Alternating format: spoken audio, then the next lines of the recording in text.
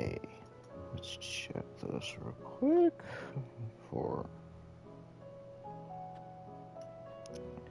Okay, there we go.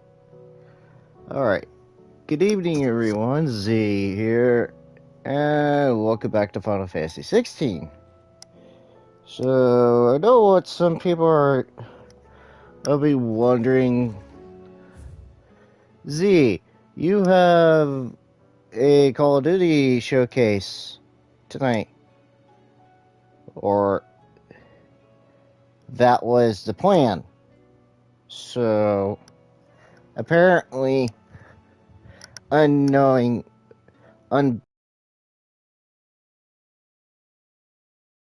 this until tonight, it decided to say, screw you, we have to download Warzone. So,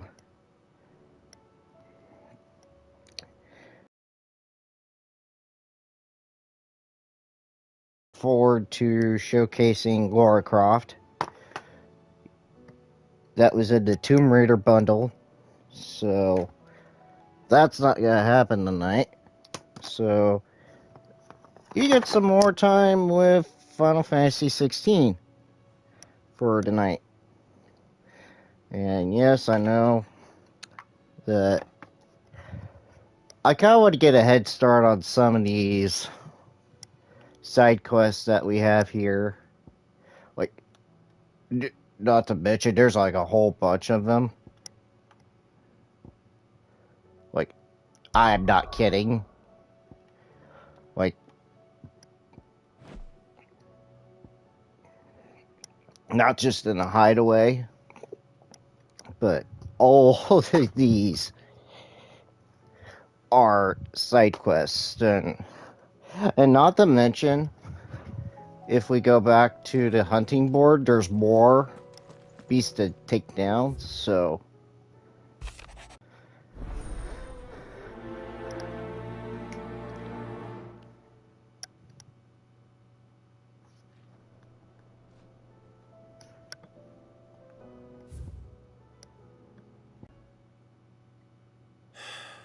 What is it this time, Torgal?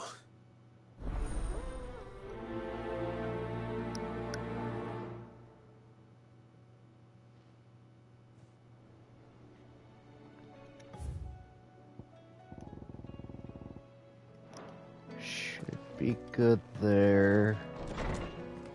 And then we got a bunch of side quests before... I'll be honest here, there's no way I'm gonna do Ultima tonight. No. Absolutely not. There's no way I'm gonna do Origin because that's the path of no return. Like I said in the last video. There's absolutely no way I'm doing this. Like, no. Not tonight.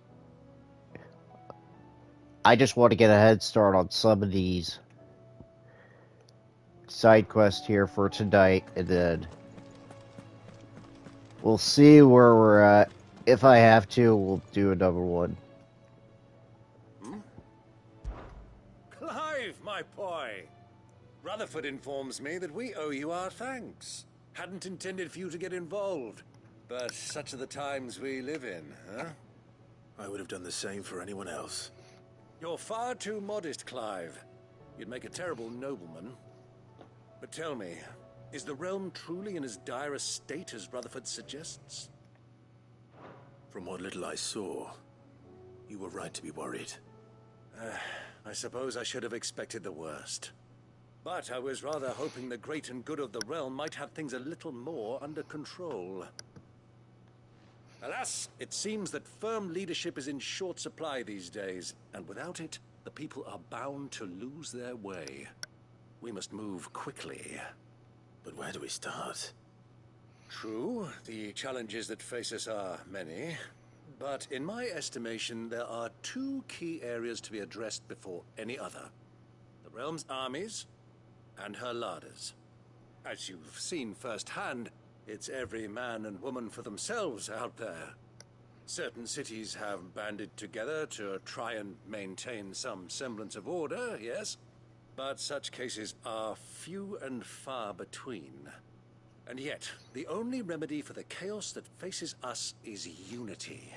A unity that transcends even the borders laid down by our ancestors. In short, if Storm does not stand together, she will fall apart. But how would one even begin to unite the realm? The armies, my boy. As I told you already, we begin by restoring order among the ranks of those sworn to maintain it. Sadly, I doubt I could convince even the lowliest gaggle of privates to dig a latrine together. But I do know someone the High Commanders have been known to listen to on occasion. Field Marshal Eugen Havel. I thought he was retired.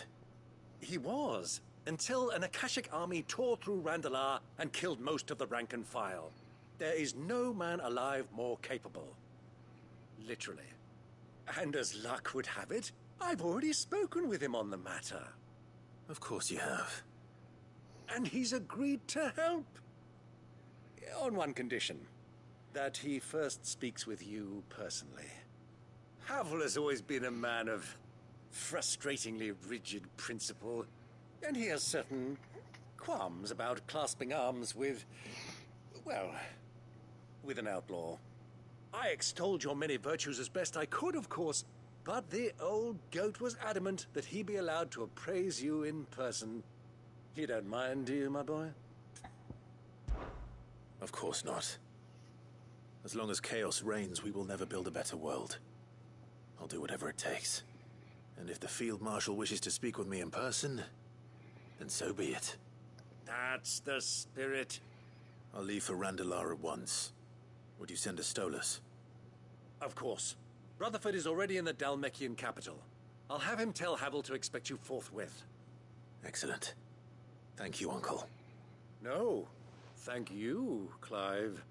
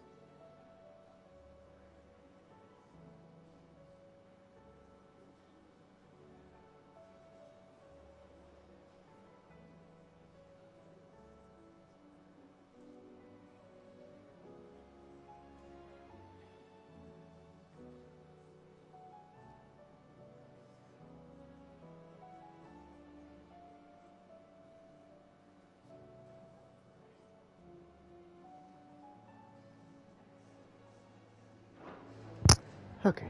I do apologize for that, folks. Just gonna keep grabbing side quests as much as possible. Let's see, can I grab one more? Or is that not possible? So I ain't doing the Blacksmith Blues quest anytime soon. Either. What do you have, Joshua? Ah, Clive. Joshua, what's wrong? And don't say nothing.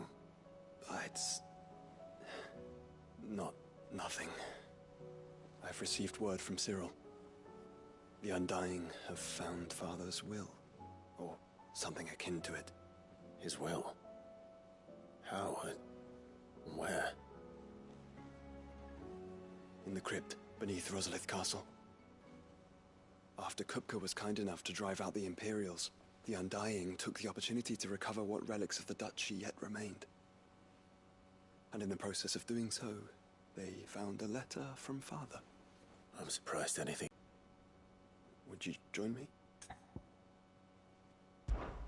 Of course. I want to know what's in that letter as much as you do. Very well. I am ready to leave when you are.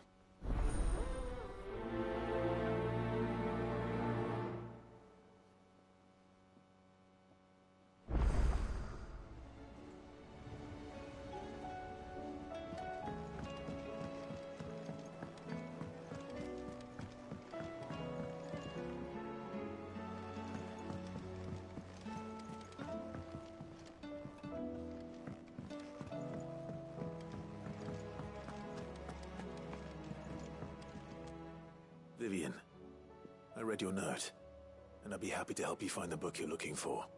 Thank you, Clive. But tracking it down will not be easy. Are you sure? Please.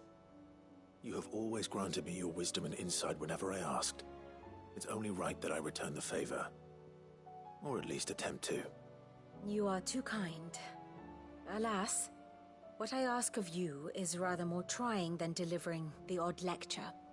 I spoke with Hippocrates to see if he had any inkling as to where another copy might be found, but... But perhaps it is best that you hear the details from him. If you say so. Forgive me, Clive, for asking this of you. But this book, it set me on the path to becoming who I am today. Its importance cannot be overstated.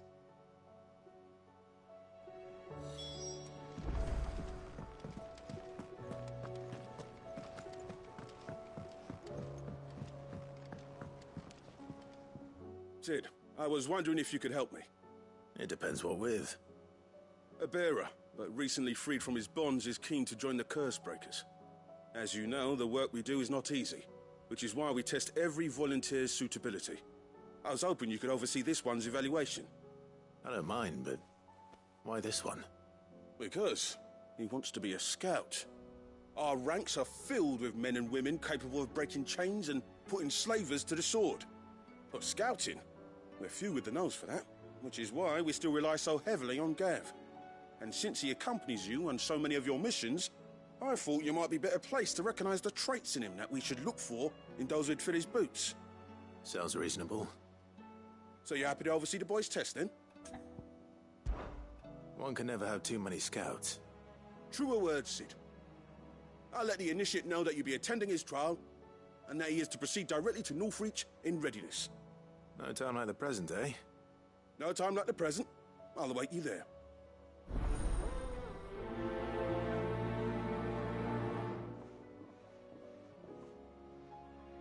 Northreach.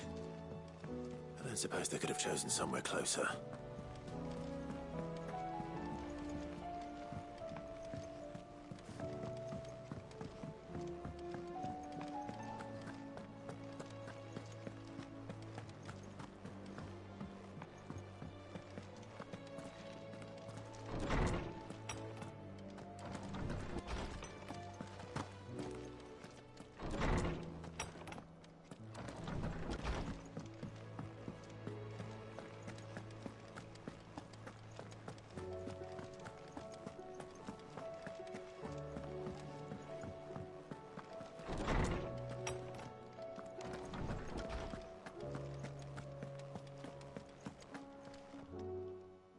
Clive, my boy. What a pleasure it is to see you. Hippocrates. There's something I need to ask you. I've been charged with locating a book called From a Distance. Then you seek a rare gem indeed. One whose name I had not thought to hear from your lips. You've been talking to Vivian. Right as always. But she didn't seem keen to tell me very much. I take it she didn't like what you had to say. And yet I gather it did naught to dissuade her. Clive, if the young professor has tasked you with obtaining a copy, I fear she asks the impossible. The executors would not allow it. The executors? Coveters of secrets. A clandestine organization committed to the collection and intenebration of forbidden texts and technologies. One such text being the tome Vivian seeks, chronicling as it does the true history of the enslavement of bearers. A tale which could overturn the established order were it ever to become widely known. Or, so rumor has it. I've never actually read the thing, or even set eyes on it for that matter. How is it that I haven't heard of this organization? Why, secrecy is the Executor's watchword. They lurk in the shadows, emerging only to seize that which must be seized, be it books, inventions, or people, before disappearing again, leaving nary a trace. Which would explain why Vivian's copy was snatched from her grasp not long after she found it. By the hand of the Executors, yes. But what drives them? Self-interest or ideology? Fine question. Sadly, all that is known of the Executors can be recounted in a single breath. You may just as soon ask me of their origins, numbers, or the identities of their leaders. Any answer I give would be pure speculation. Then my hunt was doomed from the first. What was Vivian expecting? That I'd pluck it from thin air? Not from thin air, no.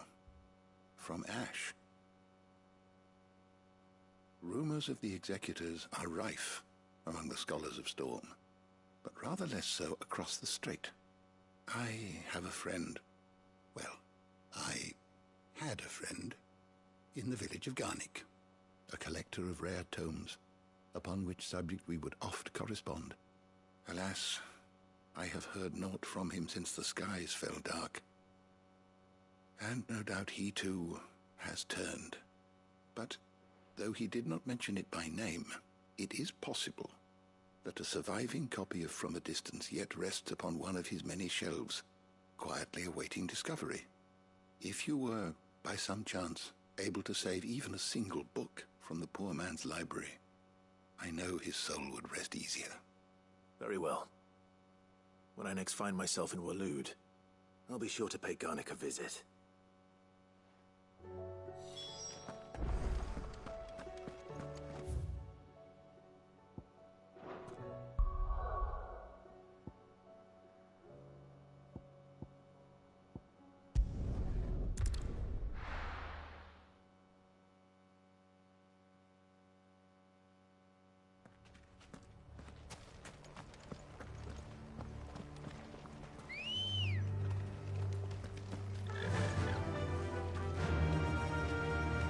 Faster!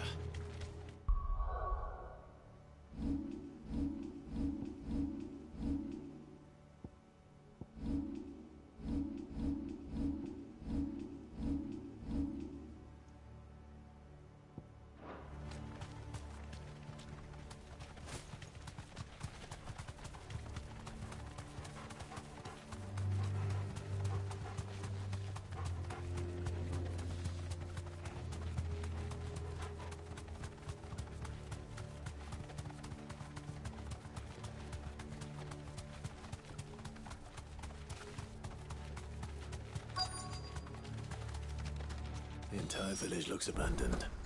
Now, which house would a bookworm live in?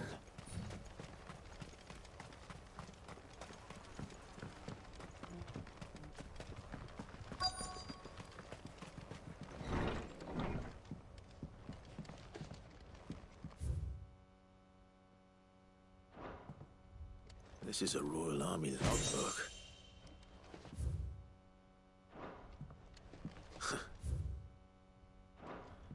His interests were certainly varied.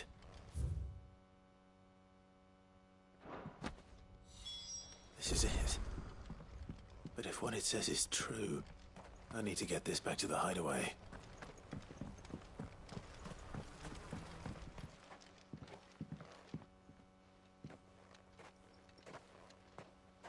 Leaving so soon, stranger?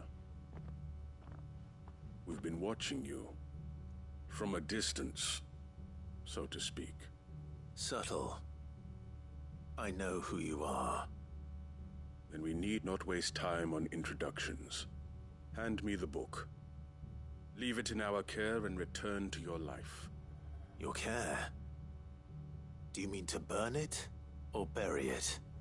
That is not my decision to make. But by one means or another, its contents shall be removed from the common record. Then I'll have to pass. Very well. The book can just as easily be pried from your dead hand.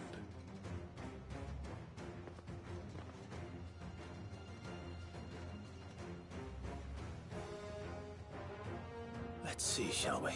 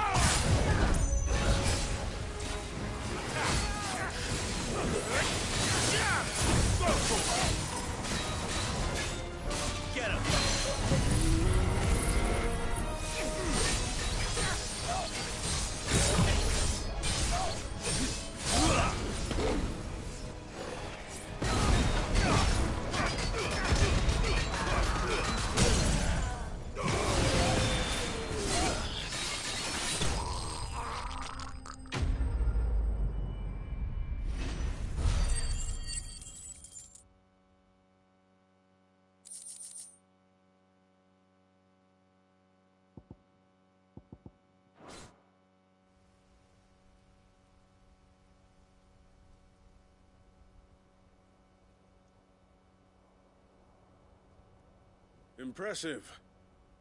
But we have other means. We shall claim the book yet. Why do you want it so badly anyway? It lays out in no uncertain terms the vanity and avarice of mankind. It tells the shameful history of the persecution and oppression of a gifted few by a giftless many. Would you say that this interpretation was correct? I don't know. You don't know. Your sword may be sharp, but your wits are dull. So let me answer for you. There is no correct interpretation of history. That a series of events took place may be proved beyond a doubt. But there can be no single, immutable explanation as to why they came to pass. It is a question of numbers and of belief. If enough people believe that a set of events occurred for a reason, that belief becomes the truth. So you're trying to control the truth? We are trying to protect people from themselves, from knowledge that would bring them naught but pain. That is all. You may keep the book, for now. The world is small. We shall meet again. Until then. Wait! Damn it. Let's get this back to Vivian. Perhaps she can explain what that was all about.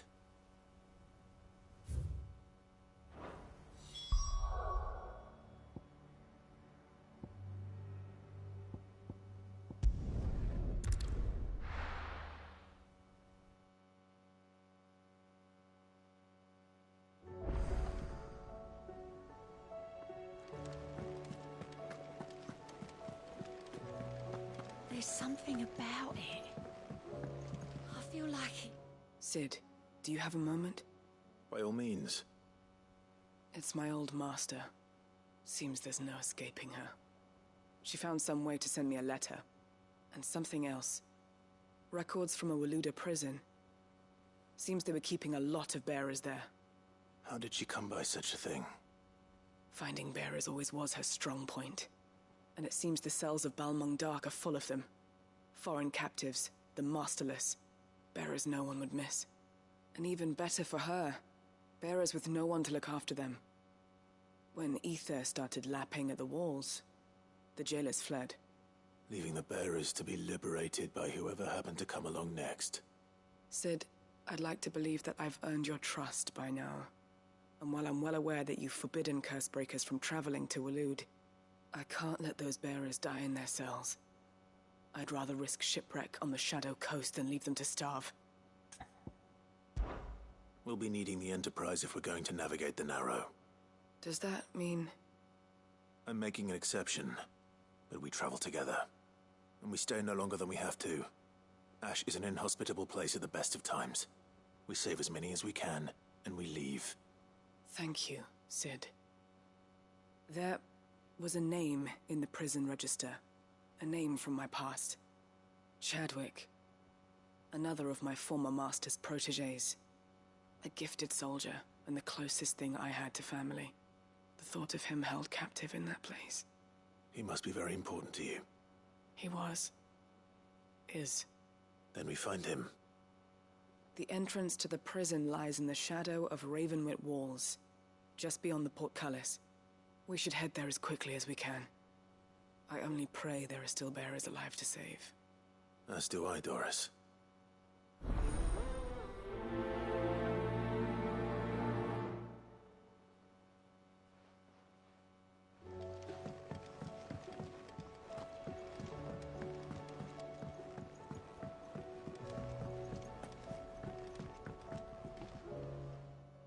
Vivian. I found it. The book you lost.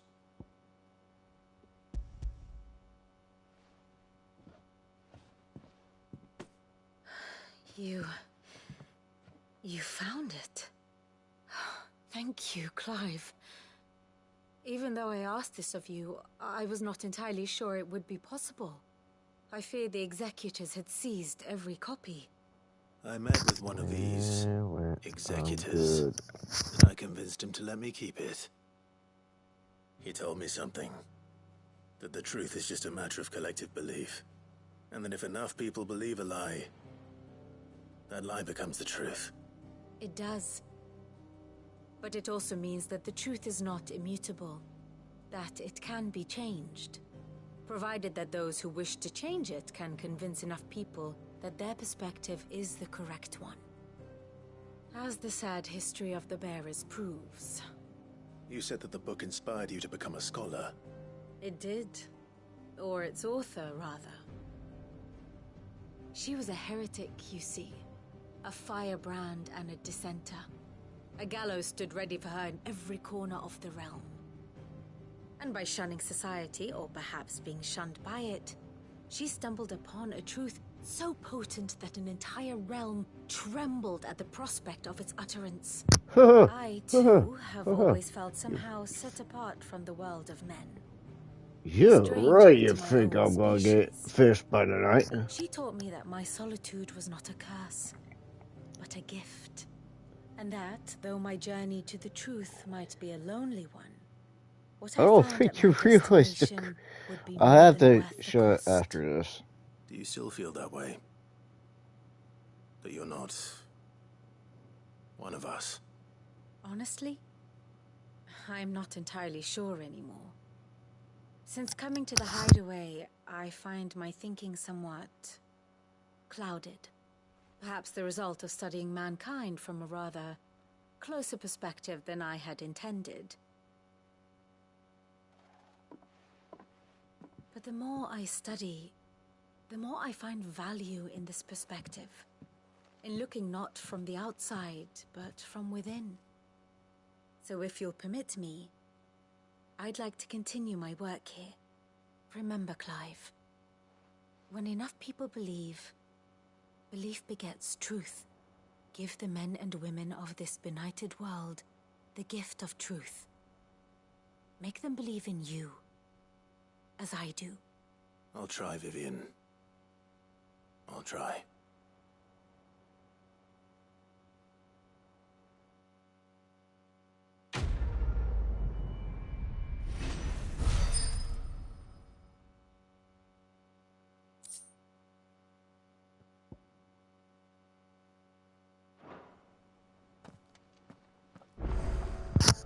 Okay, let's start off here for a second. I have to open my map up here because, good God. Here, 1, 2, 3, 4, 5, 6, 7, 8, 9, 10 side quests. I don't believe anybody is going to be finishing the story. The finale here at Origin. Origin is the last story. And no way in hell I am gonna finish this.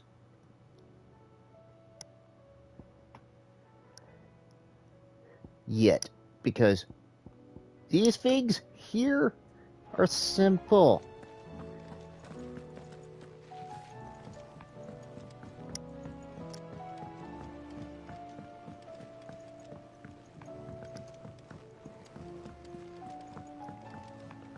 Let's grab one. Prioritize a lot of subquests tonight. Try to get as many of them as possible, and then, because these won't take me far as long as what you would think. There's just so many of them, which is ridiculous.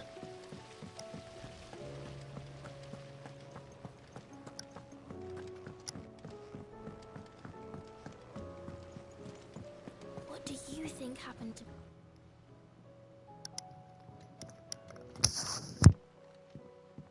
Sid, you have to help us. With what? You didn't take apart another of Mid's contraptions, did you? No? Well, yes. But that's not what we want to talk to you about. It's Miss Mididol. She's been acting strange. Very strange. She's barely ever around. When she is, she acts like we aren't even there. Her head's in a crowd. In the clouds. That's what I said. In the clouds. Well, she does have a lot on her mind. When did you last see her? Not long ago. Ah, right after she got back from saving you from Stoneir. Then it's probably just about the Enterprise. It did take quite a battering on the way there and back. You didn't break it, did you, Sid? You really should be more careful around Miss Mididol's inventions. Oh, don't listen to her. Even if you did break the Enterprise, you could put it back together, couldn't you? But who's gonna put Miss Mididol back together? She seems really sad. Why don't I go and see if I can cheer her up? You do that? For us? She's in her dungeon. Don't scare him. It's not a real dungeon. Thanks for the warning.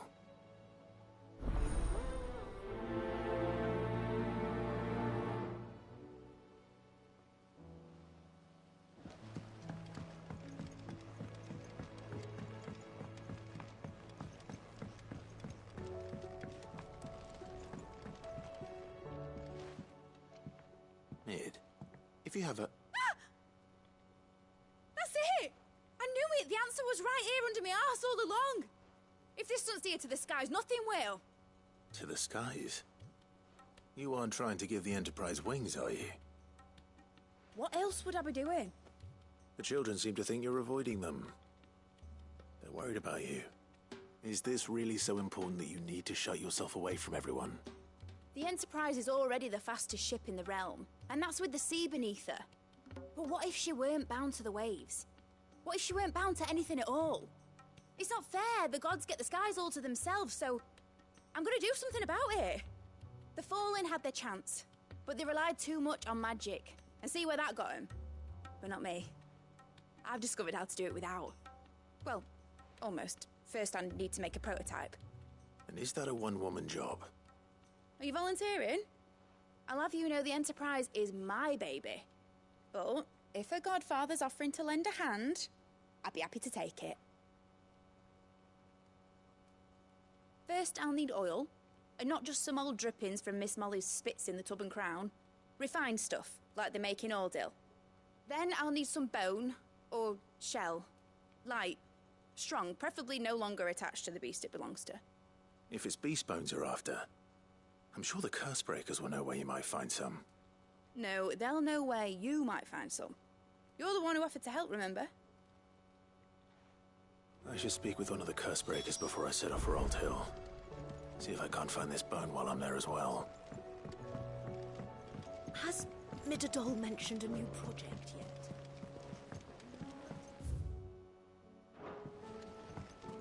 She seems preoccupied, but then again, when isn't she?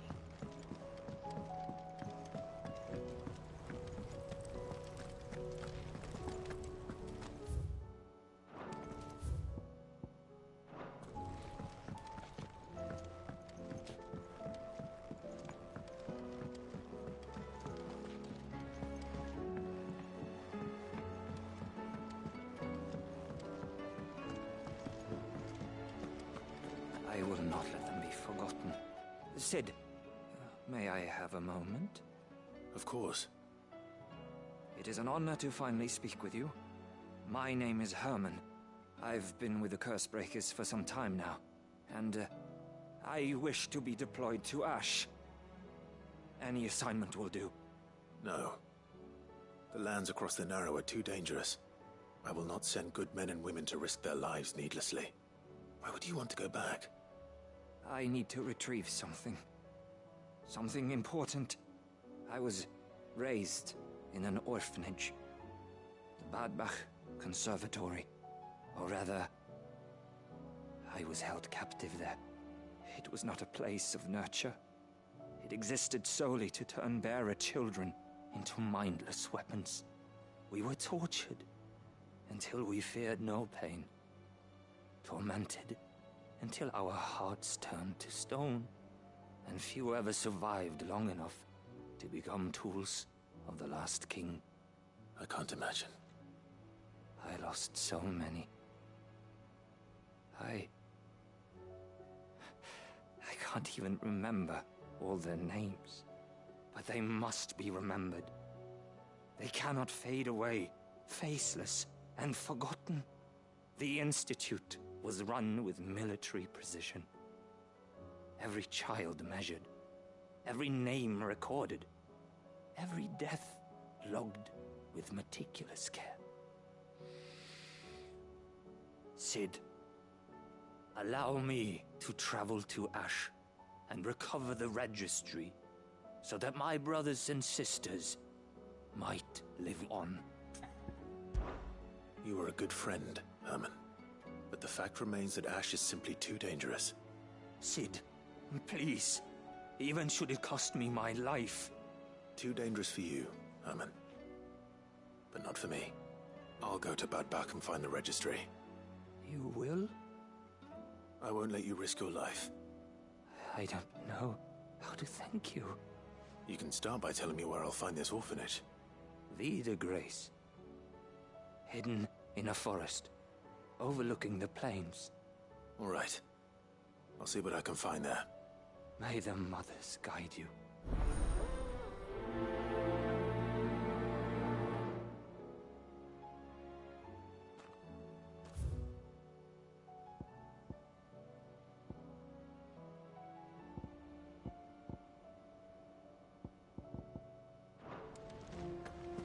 Do you suppose it's magic keeping the thing afloat? What else could it be? So there's a new mother. Fussing over it, and see the hens fit.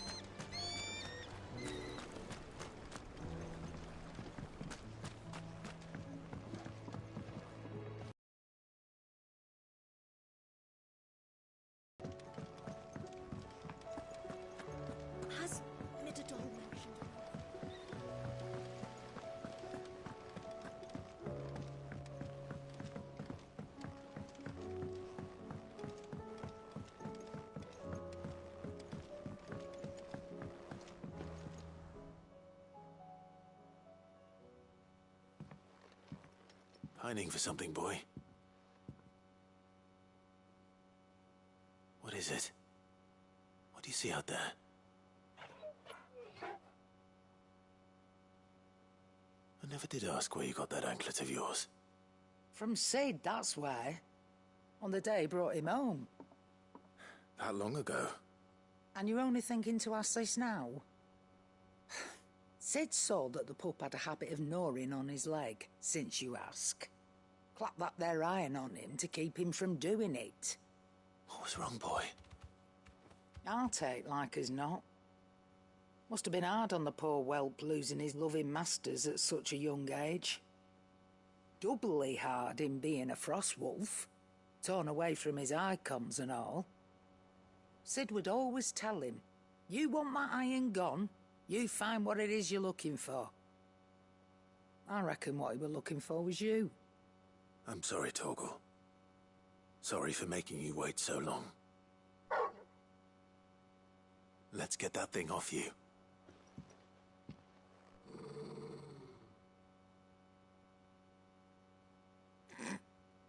Doesn't sound like he wants it off. Indeed. You miss Sid as much as the rest of us, don't you?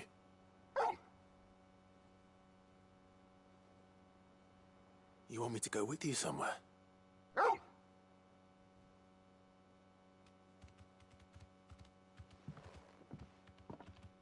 Quick, aren't you? Glad you've been paying attention. Not nearly as much as you have, Lady Karen. Aye, good thing and all. It's not like Gav would have kept him in nuts and rubbed his belly these past 10 summers. Your kindness is appreciated. You've been a good friend to him. Only because he doesn't talk back like the rest of you. Go on now.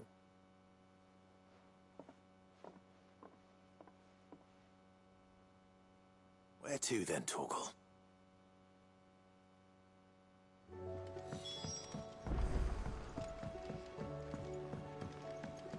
Say what you will, Lady Karen has seen our shelter.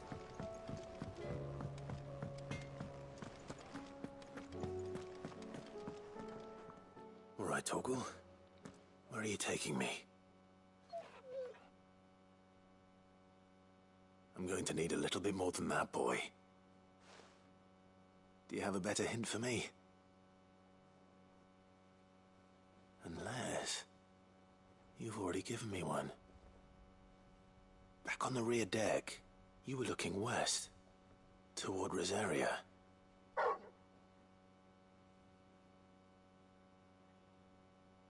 Why don't we try the rookery?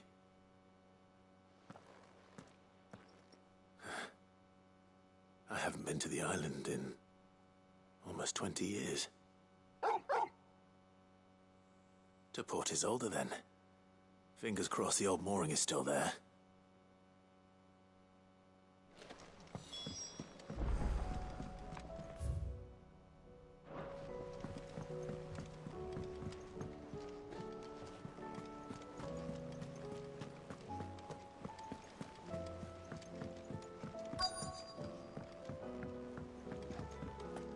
Twinside's hundreds of miles away. All right, Sid. Come to buy us around, have you? Only if you earn it. Mid needs a piece of light but durable bone for her next project. You've encountered your share of beasts on your travels across the realm. Any ideas? Most bones are the same. Whack 'em hard enough and they'll break. If it's durability you're looking for, shell will serve you better. You know what an adamantus is? I do. And I know to give them a wide berth. Will any old adamantus do? Well, with shells, the older the harder. There's a rumour of an ancient adamantus down in Carava, near Old Bidza. Or what's left of the village anyway. But don't expect to make quick work of the bastard. There's a reason it's lived as long as it has. I'll keep that in mind. Thank you.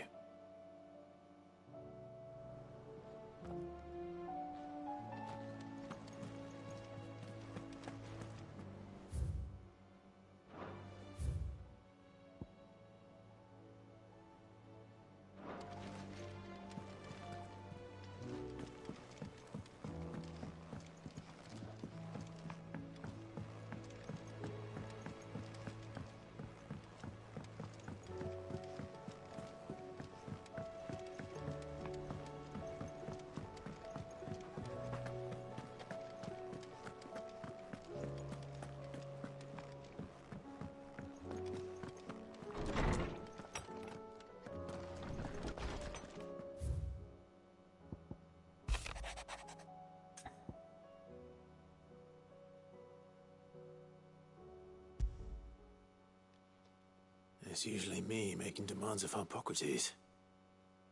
I wonder what this is about.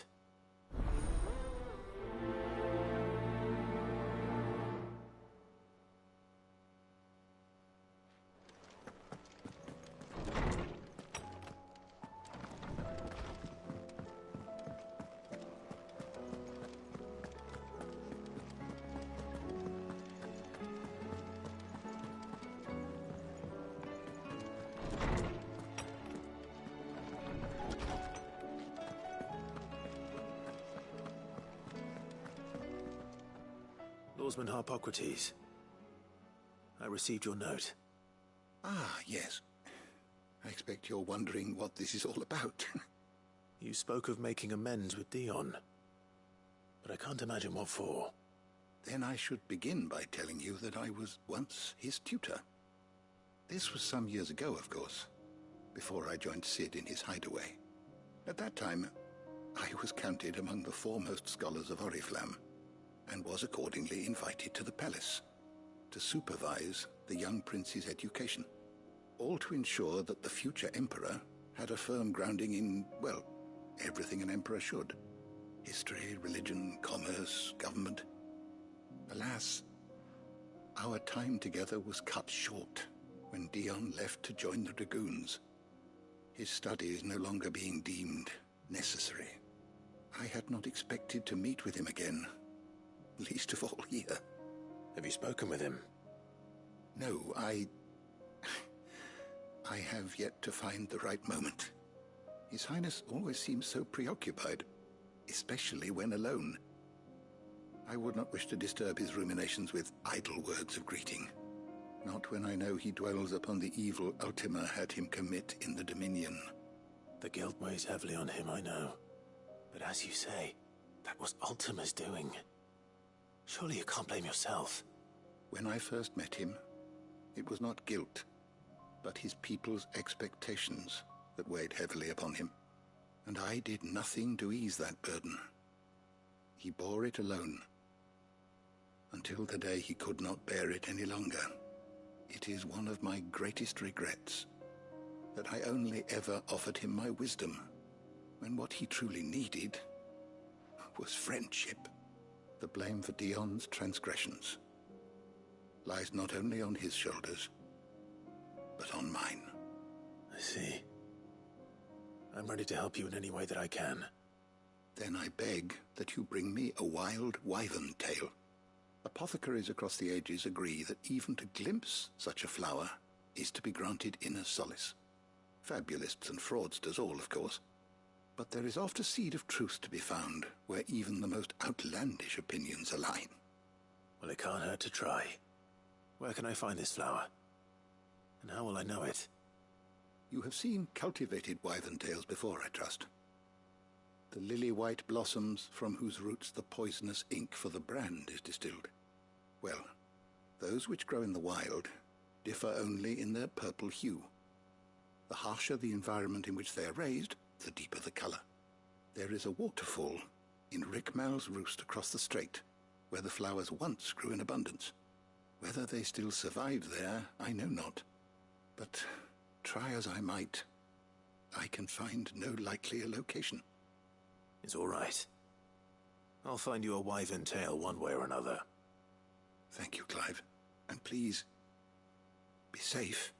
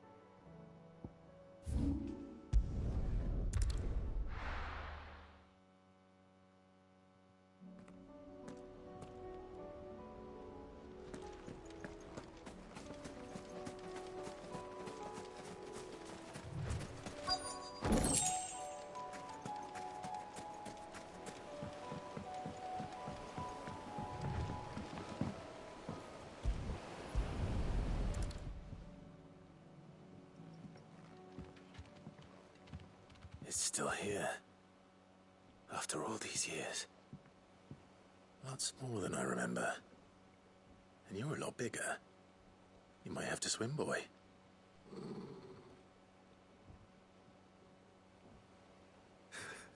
I wasn't being serious. You two go on without me. I doubt that boat will hold a third. If you're sure, we won't be long. Hop in, boy.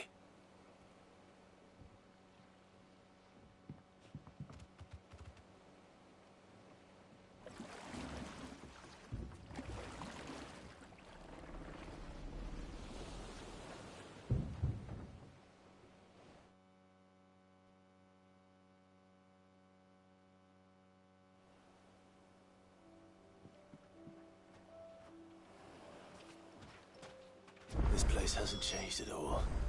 The rookery's right through those trees. Come on. Race you there? I bet I could still beat you.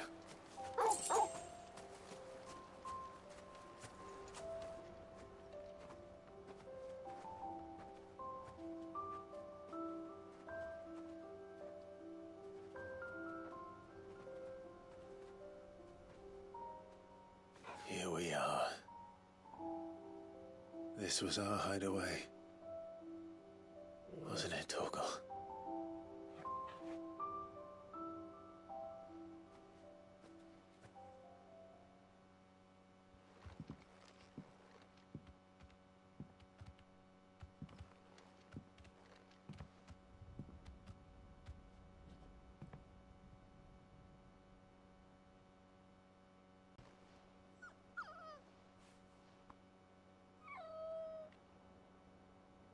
Coming here helped me to forget who I was.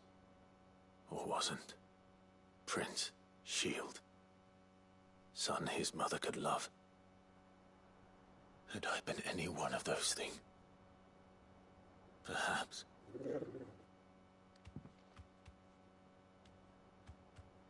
What is it, boy?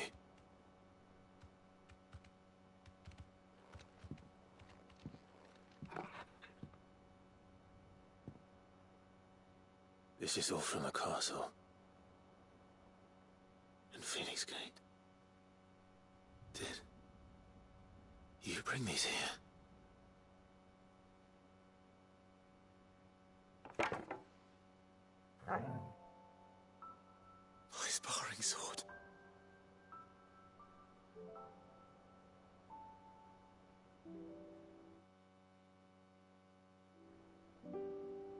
Well, well. You never stopped looking for me, did you, boy?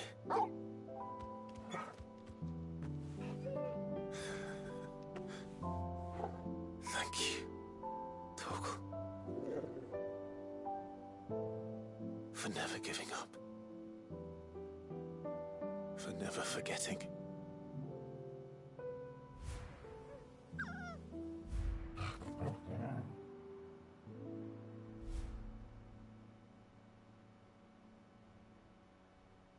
Let's take this with us, shall we? So I don't forget either.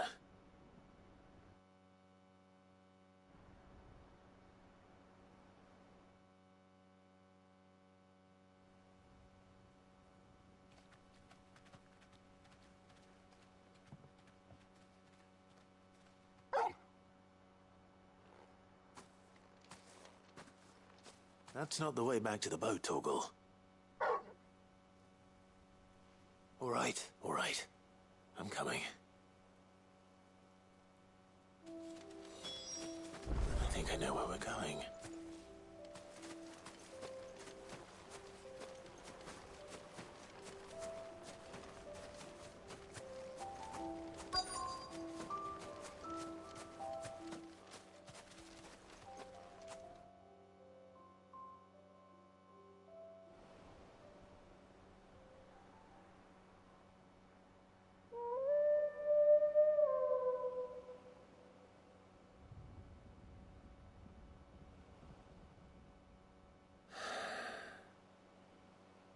People always talk about the importance of putting the past behind you. But without it, we wouldn't be who we are today. And we certainly couldn't steer our way to a better tomorrow. Come on, Torgal. Let's go home.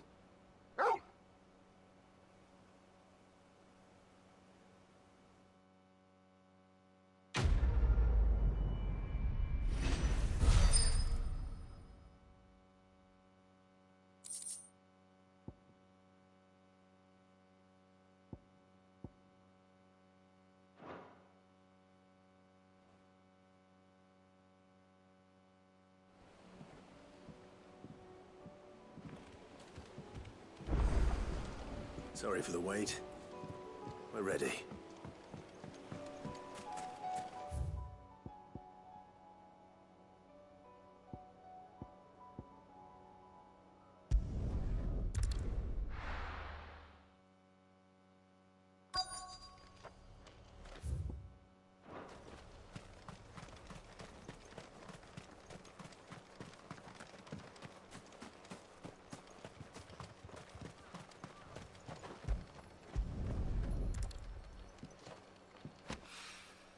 It's well.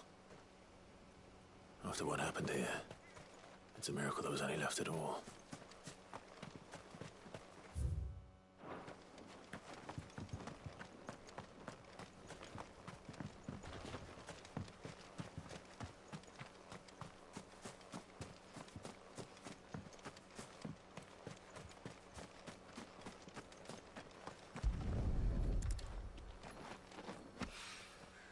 This should be enough.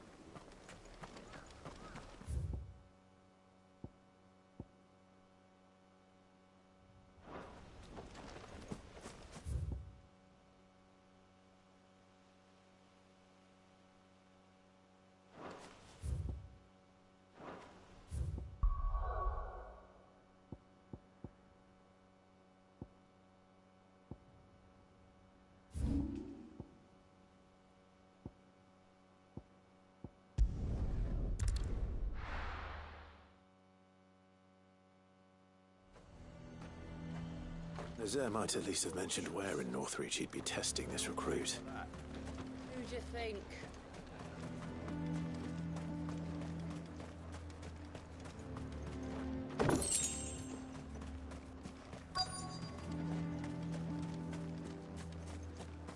I'm nervous. Well met, Sid. This is the initiate. Ember, present your service, Master. Please, just Sid. There are no masters here. Your life is your own. Oh, of course. Thank you. Gav, it was him who found me and freed me. No magic, no support, just one man and his nose. Came and sniffed me out. It taught me what one man can do if he puts his mind to it. And I've been training ever since, so that one day I can be someone's saviour, just like Gav was mine. I'm sure he'd be flattered. You clearly have good intentions, Ember. And it sounds like you're under no illusions. Stick to this path and you'll make a fine Cursebreaker. So, what? Have I passed? You haven't even started yet. Now listen.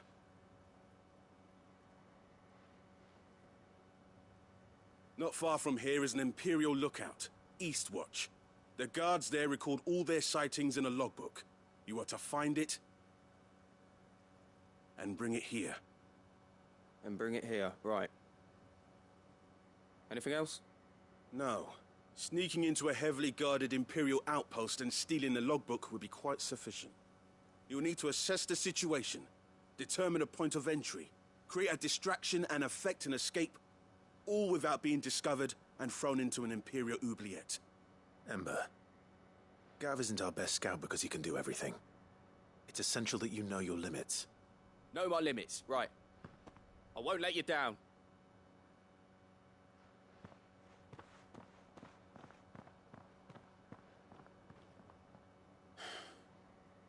It shouldn't be as dangerous as I made out. But keep a weather eye on him all the same, would you? On my way. All right, Ember. Impress me.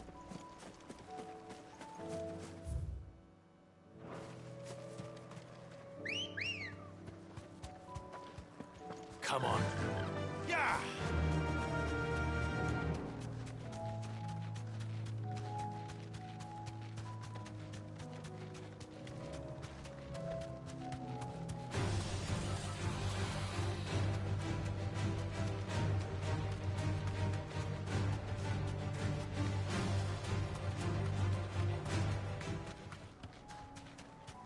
These are clean kills. Perhaps young Ember really is ready. Or maybe not.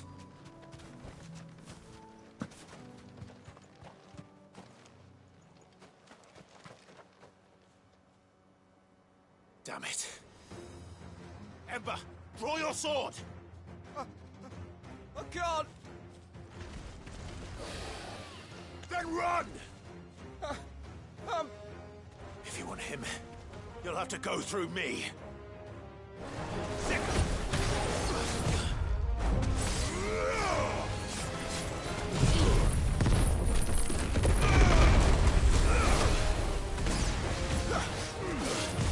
Nice try.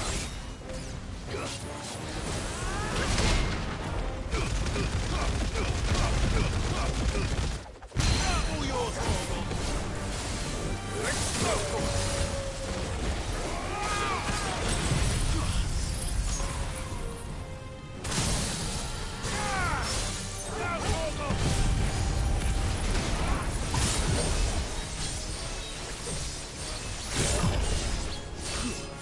All yours, Torgal!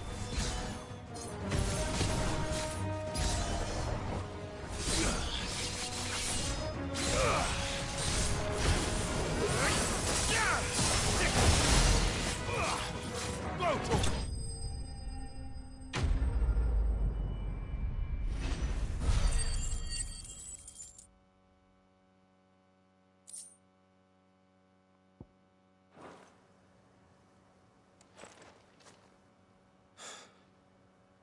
Ember, are you...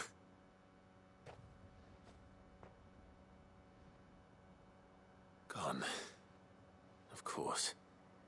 Scouts really are a rare breed. Back to Northreach it is, then.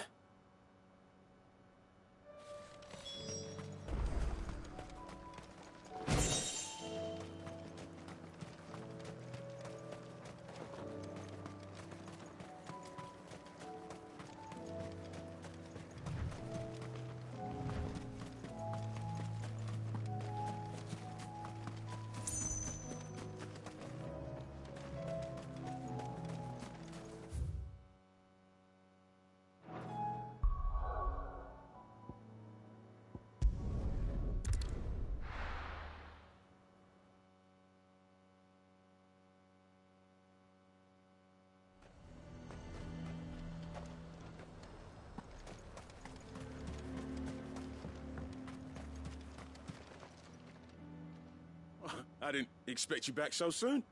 Where is Ember? How did he fare? I thought I'd find him with you. He must have fled. I followed him to Eastwatch, where I found him being set upon by a wild Avis. He was just standing there. Didn't even draw his sword. I had to step in and take care of things. But by the time I had, he was nowhere to be seen. I assumed he'd set off in your direction, but apparently not. I'm sorry, Sid. I knew the boy had a nervous streak, but he seemed like... The right man for the job?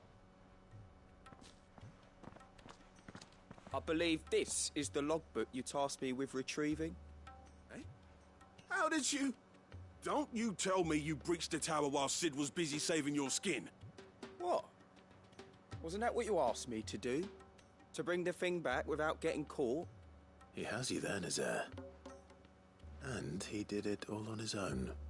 But Sid, he did what he thought was best. And now I have to decide whether I agree. Of course. We'll await your evaluation back at the hideaway. Don't you leave my sight. Yes, Sergeant.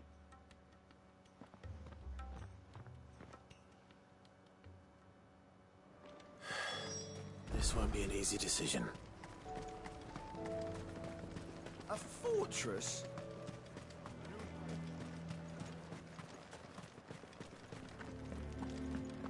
I would speak with this Duke. Saw the captain just now. Your town needs you.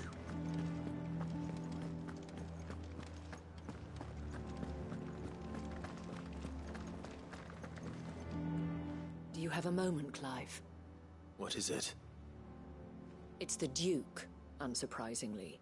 His Eminence has assumed full control of the garrison and put every able-bodied man to work on the fortifications. The town was left all but unguarded, so Philippe was compelled to form a citizens' watch to fill the void. And though my dear boys have been characteristically willing to assist him in this, they want for bodies. So I was wondering if you would lend them your strength, that the people of Northreach might sleep easier, if only for a few nights. Of course. Whatever you need. Thank you, Clive. What would I do without you? Philippe told me he had men stationed at... Where can I find the mistress of this establishment? Here, my lady. To whom do I have the pleasure of speaking? My name is Sabine, and it is my displeasure to be the daughter of the Duke of Oriflamme, who I understand is causing you and your town no small amount of trouble. I wish to speak to you about what might be done. Very well. Let us speak. I trust you'll forgive me, Clive. Absolutely. Our conversation can wait. Please, proceed. As you know, my father is a most overbearing and supercilious man, and I join you in objecting to his every action. Indeed, I owe you my thanks for continuing to argue against his reckless plans. Yet I fear he is not one to be swayed by reason. No. He must be made to face the consequences of his actions. And who would make him do this? I would. Myself and several other like-minded individuals. Were you to join us, we would surely have the strength to drive him from Northreach for good. Does that not seem a trifle... drastic? Drastic action is precisely what is called for. Unless you are content to see your people downtrodden and dispossessed. My father would have it that citizens exist only to serve the Empire. That they should be forced to make every sacrifice to ensure her revival. But he is wrong. It is not the people who must serve the Empire, but the Empire who must serve her people. He's always been like this. Scornful of the opinions of anyone he judged beneath him. But he cannot be allowed to ride roughshod over the common folk any longer. We must fight him. By all possible means. Fight him? No.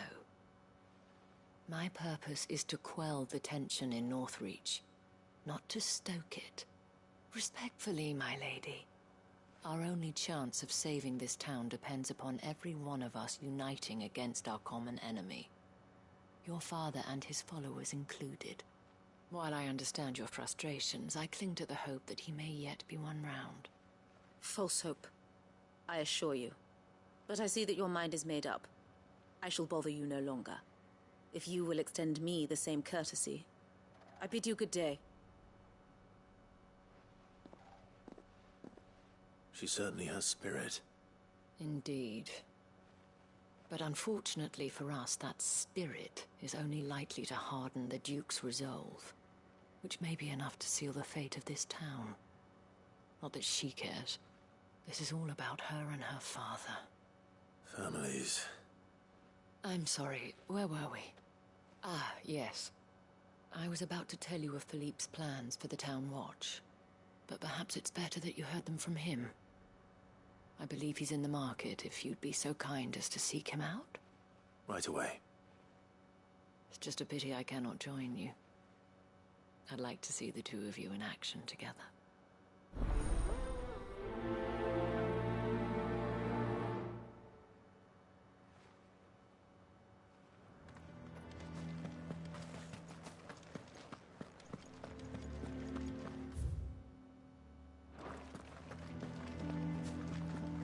Your town needs you.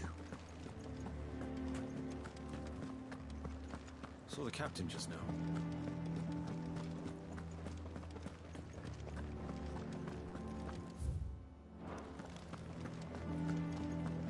What does the dame have to say about all this? So you are content to abandon the... Please, I beseech you. If you are a true son of Northreach, you must fight to defend your home. That's exactly what I am doing, milady. Or trying to, at least. The land is crawling with fiends, and someone has to keep watch. Even when our true enemy is hiding in the garrison? Fine. You're not the only able-bodied man in Northreach. Thank you so much for your help.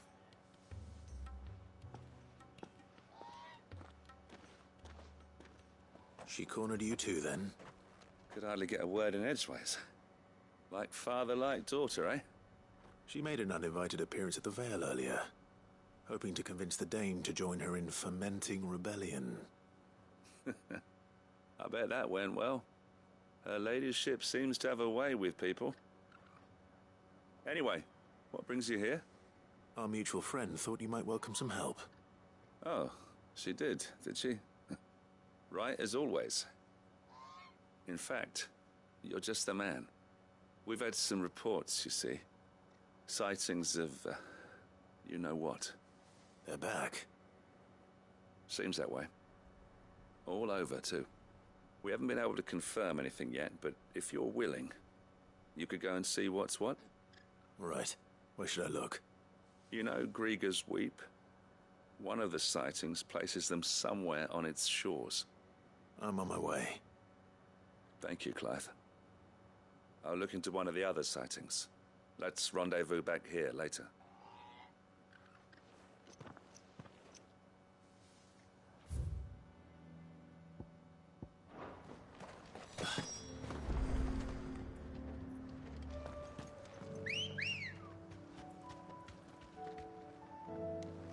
Good girl.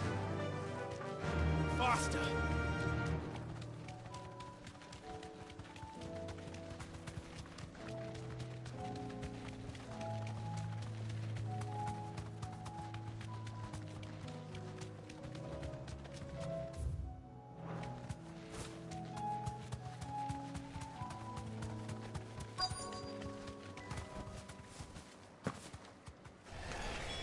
Damn it. The reports were true. I need to stop them before they get to the town. Kill!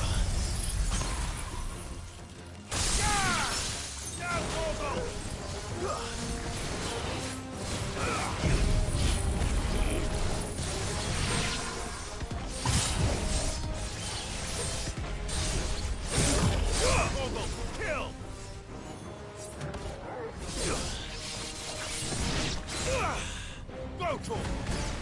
Get him!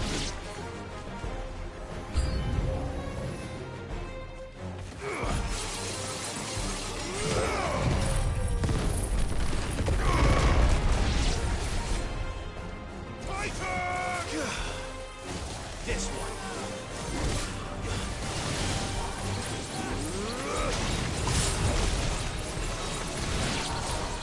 Down, Torgal! Stick him!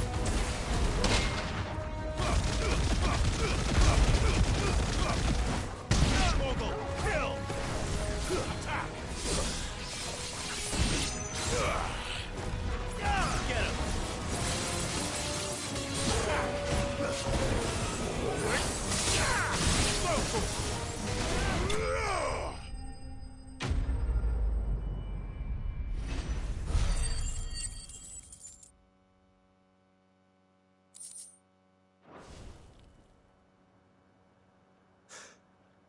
Call that a test, Ultima? Clive, it's me. Are you all right? I am. But it seems the reports were true. The thralls have returned. I dispatched the few that I found, though. Well, that's something, I suppose. But what were they doing south of town? They all came from the north last time. We might be able to fend off an attack from one side or the other, but from both? Do you have eyes in the north? Some. I should probably go and have a look, though, just to be sure. Now, you head back to Northreach. I want you there just in case war breaks out while I'm away. What do you mean? Her ladyship's been busy working her magic on the townspeople. stirring up ill feeling towards her father. But she'll have her marching on the barracks if we're not careful. What? This is exactly what the Dane was afraid of. I'll do what I can to calm things down. Be careful out there, all right? Don't worry, I'm not like you. One sniff of those things and I'm running back to town screaming blue murder.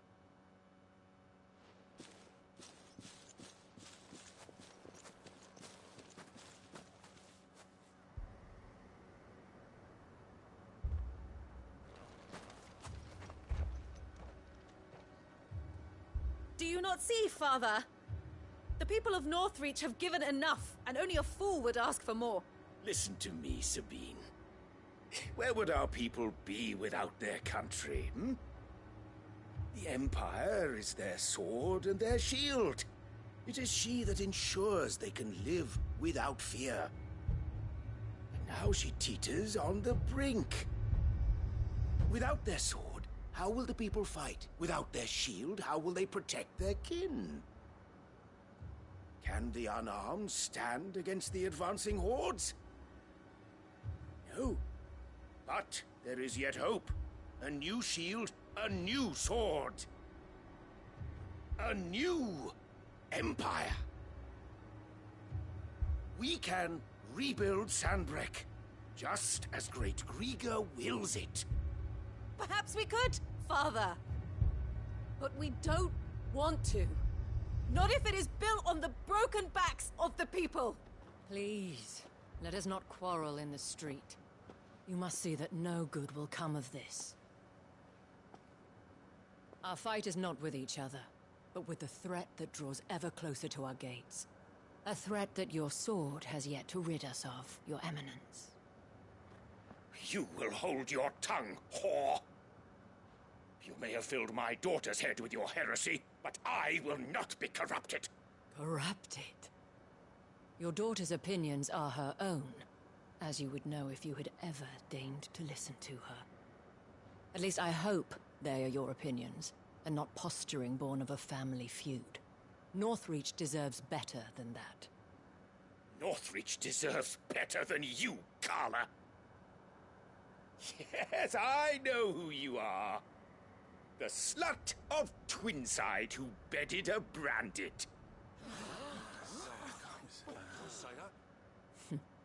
Jealous, are you? That a woman might choose a bearer over a pious man of Grieger. Clive! I met a swarm of thralls coming south from Oriflamme. Hundreds of them. Too many to count. No. Work on the fortifications has scarcely begun. We will retreat to Caer Norvent and there make our stand. Did you hear me? That was an order! While this is but a heartfelt plea, let us make our stand here and protect our homes. Protect those that we love. Together, for Northreach!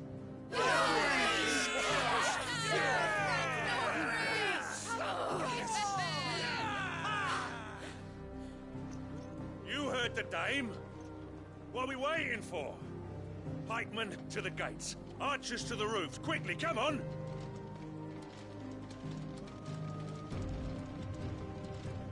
But she is but a common... whore, yes. And we'd follow her.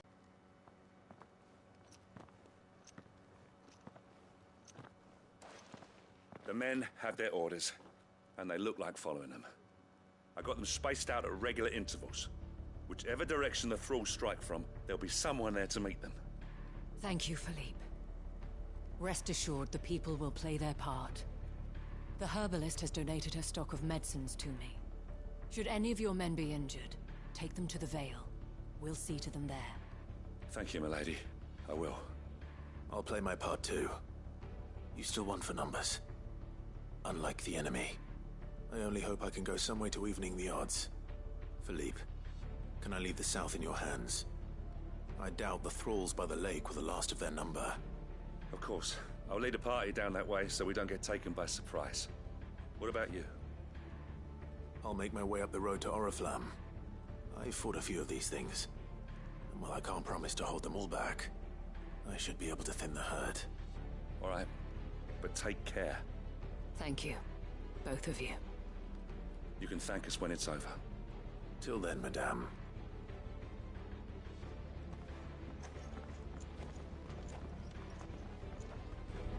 When the fight begins...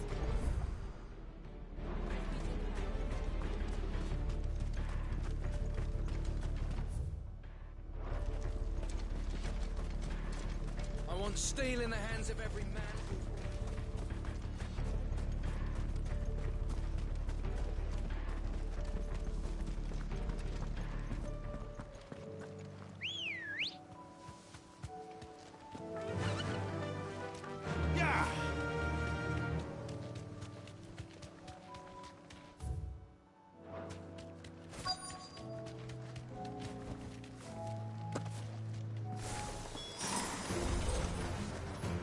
There are so many of them.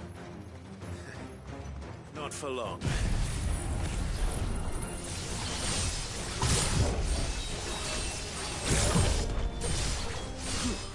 Now, Torgal!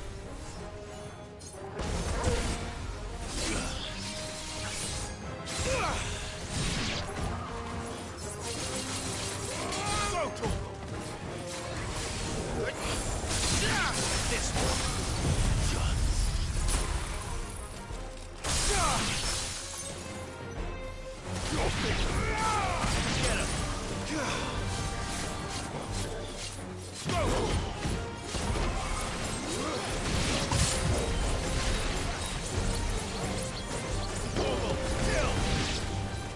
Is it over?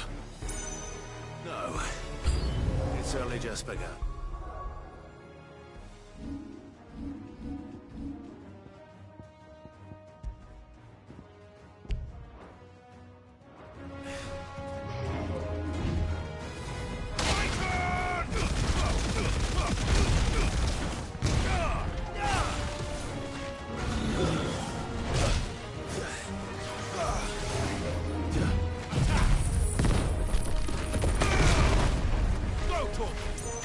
Over here!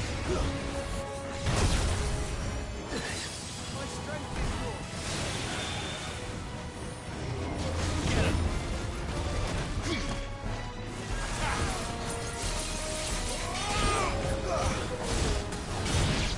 This one. Get him!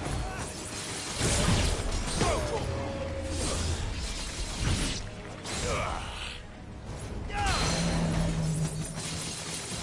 Over here!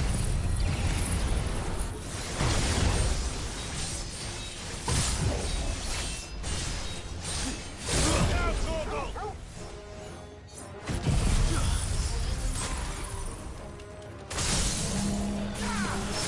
Torgal, kill!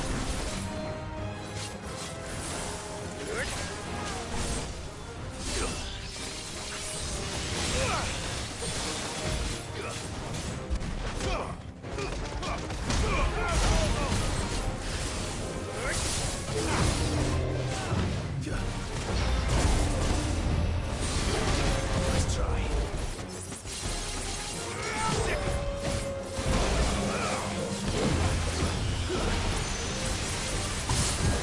Over here!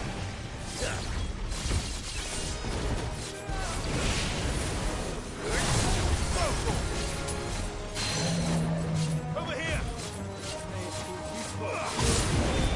Let's try.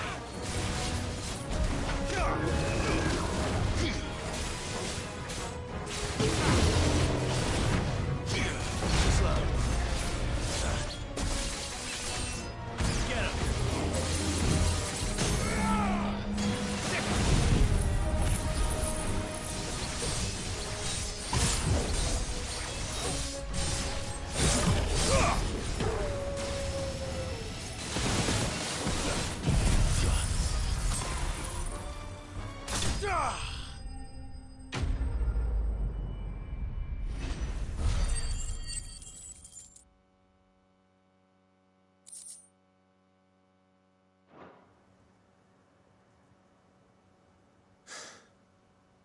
That looks to be the last of them.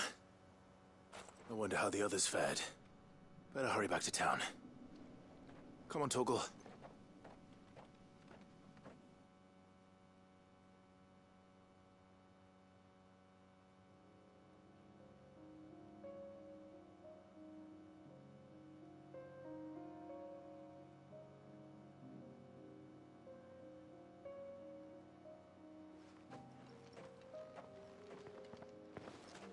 Clive, it's good to see you. And you. The road to Oriflamme is clear. How did you and your men fare?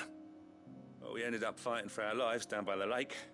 Took a few nicks, but nothing the girls of the Vale can't put right. Glad to hear it. Well, it seems we've survived. For the time being, at least. I thank you both for answering the call. You were right. And I was wrong. About everything. I had thought that the only way to unite the people was under the banner of Empire. That without a strong hand to guide them, they would drift apart. To be borne hither and yon by the eddying currents of fate. But you brought them together. Not by force, nor by the exercise of goddess-given authority, but by simply being one of them. By knowing what they feel, because you feel it yourself. Our purpose was ever the same, Your Eminence.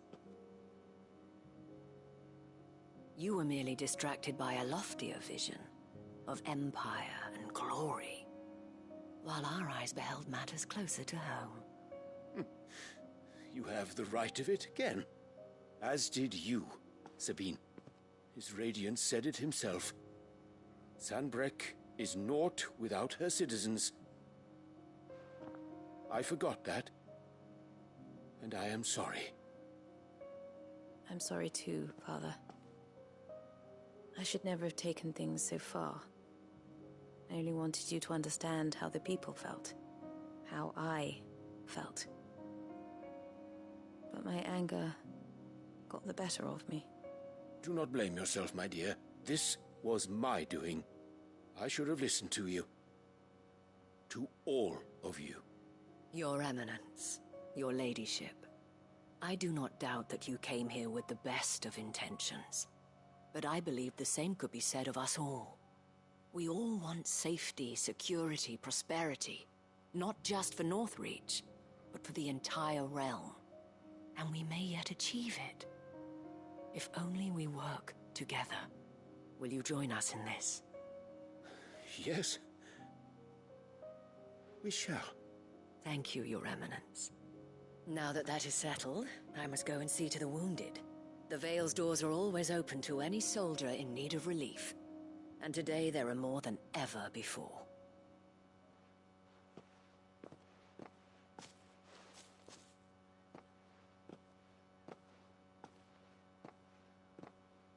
Madame Isabel is a rare soul indeed.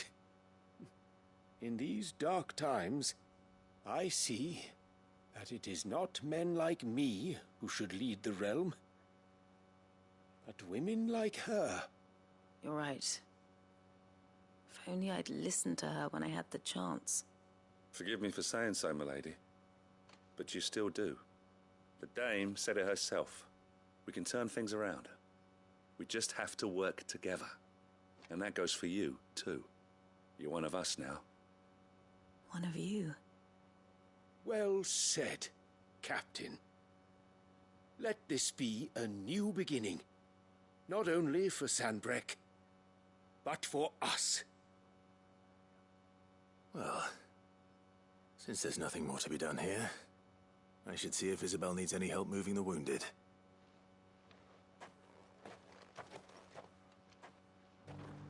Can we get you anything?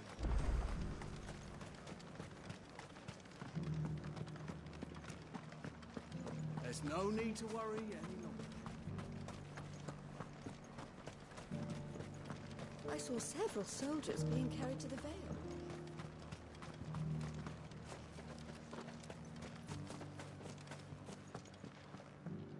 How goes the treatment of the wounded? I'd be happy to man one end of a stretcher if it would help. You've helped quite enough for one day, Clive. Thank you. Don't mention it. Oh, but I must. After all you've done for this town, it is the very least you deserve. Tell me, if Northreach had fallen, what would you have done? A woman of your means could find a home anywhere in the realm, but I sense you would rather have died here. It's a long story. For you, madame, I have all the time in the world.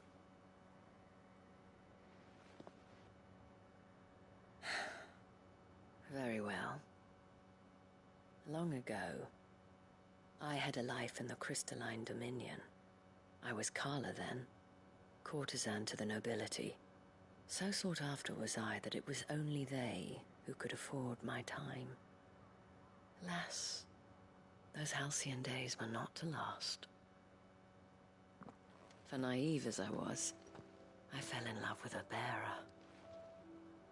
He was my master's guard, the gentlest man I have ever known. After they discovered us together, he was whipped bloody and forbidden from ever looking at me again. And so we fled. Not that we had anywhere to flee to. We wandered, aimless and starving, half dreading, half praying that the next day would be our last. Until we found ourselves here, in Northreach. It was the Vale that took us in, that fed us, clothed us, and healed our hurts. Those that could be healed, at least. My love was already too far gone. He passed away. He did. Not long after we arrived. But at least we were able to share a few moments of peace before the end. It was the greatest gift I have ever received. But the generosity of this town and her people did not end there. The men and women of the Vale supported me through my grief. Shared in it, though I was still a stranger to them. They treated me like a sister. And so I swore that I would always do the same. That I would return the kindness that Northreach showed me. That I would repay my debt to the Vale.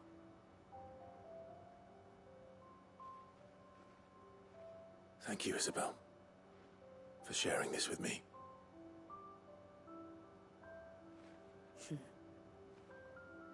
You're a lot like him, you know. Perhaps that is why I have such a soft spot for you. Never stop fighting, Clive. And I shan't either. I know that it will not be easy to keep Northreach together. But our efforts will be rewarded. Just look at us now. The people, the soldiers, even the Duke of Oriflamme and his daughter. All united in defense of this town that we have come to call our home. And what of you? Can we count on your support too? Always.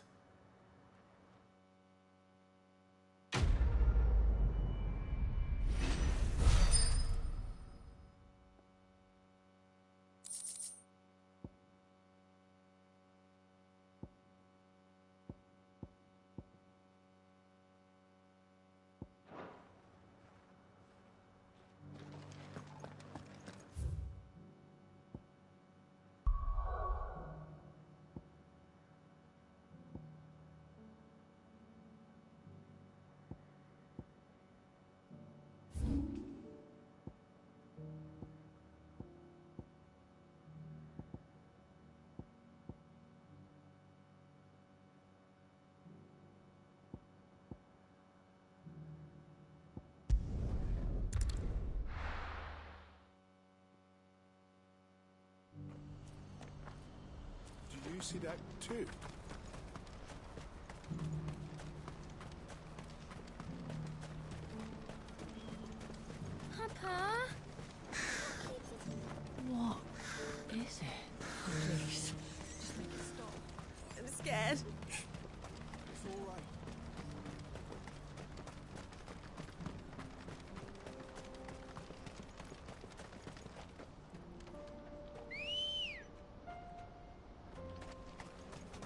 Let's go. Fly, Ambrosia.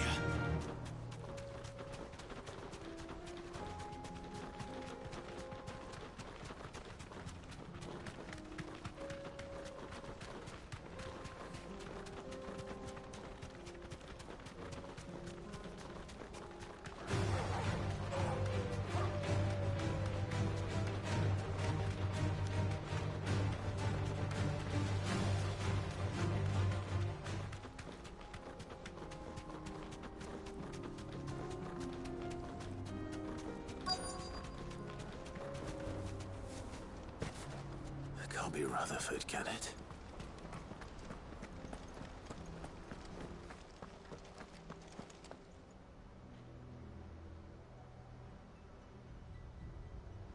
Turncoats and cowards, the lot of you! If it's a fight you want, it's a fight you shall have! Allow me. I don't need your... Please, Field Marshal. Oblige him. This won't take long.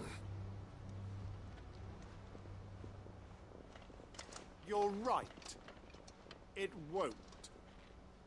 Men, finish him.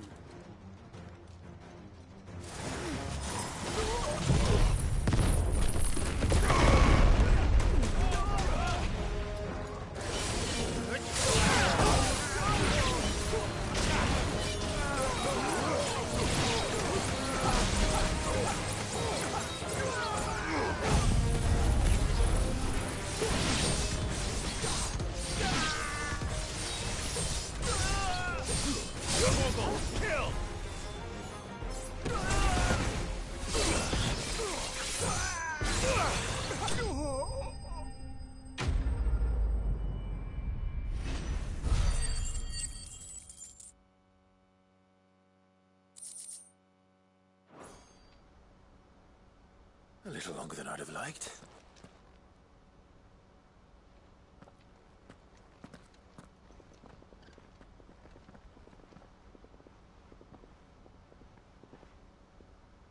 Field Marshal Havel, I presume.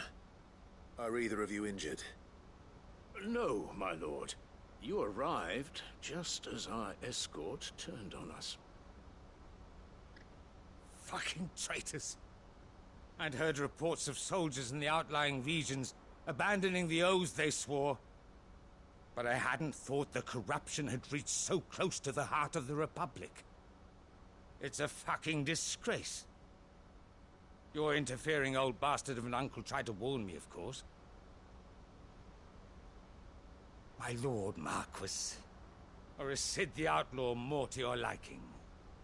Call me what you want. It doesn't change who I am. Or the urgency of the message I bring. My uncle has a plan to right the realm, and he needs your help to see it through. Before I agree to anything, I'd have you answer one question. What do you stand to gain from all this? I won't deny that I might benefit from further chaos. But I seek a new beginning for all of us. And while the choices I've made may not always have been the right ones, I know I made them for the right reasons. For so long, so many of us have been told how we could live, how we could die, when it should have been our decision all along. Now we have a chance to put things right. But in order to take it, we must stand together. Even if it be beside those with whom we don't see eye to eye.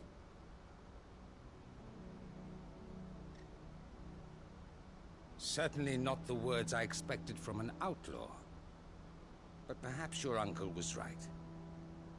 You are no ordinary outlaw. I'll never hear the end of this.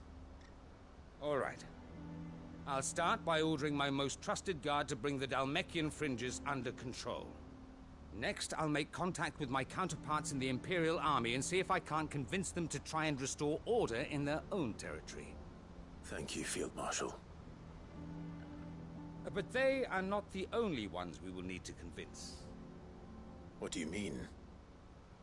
I don't doubt that I can bully some sense into a few generals, but those they answer to require a different kind of persuasion. And when it comes to honeyed words, well, we will need an envoy. One who can court even the most stubborn of statesmen. You, perhaps? I'm flattered. But I'm no diplomat either. And I have other problems to attend to.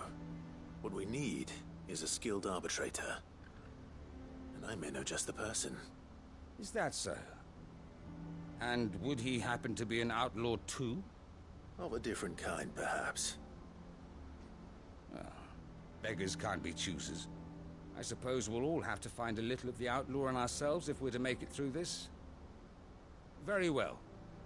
Send your man to me right away. I shall.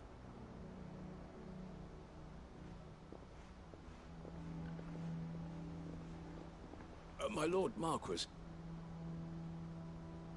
Your Lord Uncle bade me escort the Field Marshal to his manor in Port Isolde. And I will see that my associate joins you there. Very good, my lord.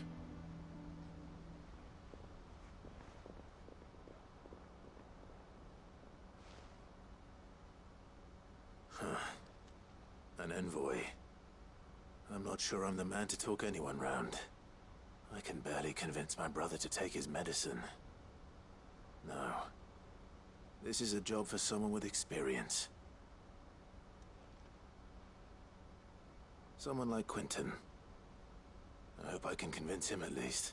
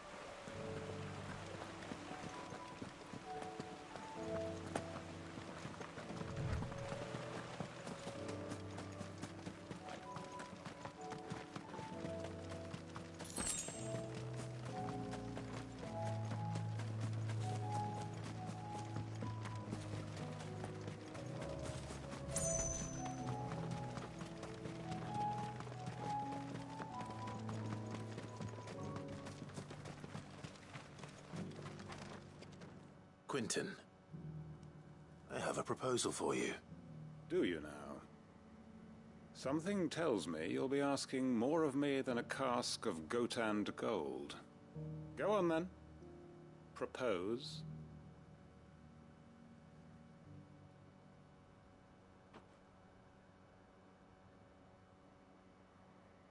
You'd have me convince the chiefs and chamberlains of the realm that they should simply swallow their pride and do the one thing that has proved impossible for thousands of years. Was there anything else? Perhaps I can fetch you a meat pie as well. I know it's a lot to ask, but I can think of none better suited to the role. And you'd have me give up what little I have left to do it. I told you, Clive. The people of Lostwing are my family, and I cannot abandon them. You'll have to find someone else. I'm sorry to hear that. So am I. And why might that be? What he's asking. How's it any different to what you've done so far? They want you to speak for those who can't speak for themselves. That's what you do best.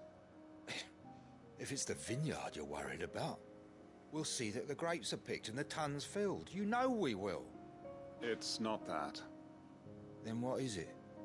You said yourself we're family. Don't you trust us? You know that's not what I'm... Then what are you saying? That only we are worth saving? Why turn your back on everyone else? You convinced us we could build new lives for ourselves, and if you can do that, who's to say you couldn't convince the entire realm? A stirring argument. I fear that any rejoinder I make might fall somewhat flat by comparison. So you'll join us? Where do you need me? Field Marshal Havel will want to speak with you in person. He's currently in Port Isolde. I can arrange for a party of Cursebreakers to accompany you there. That would be very much appreciated. I hear the roads are far from safe these days. Hopefully not for long. My uncle will want to know that his plan is taking shape. We may be bruised, we may be battered, but we...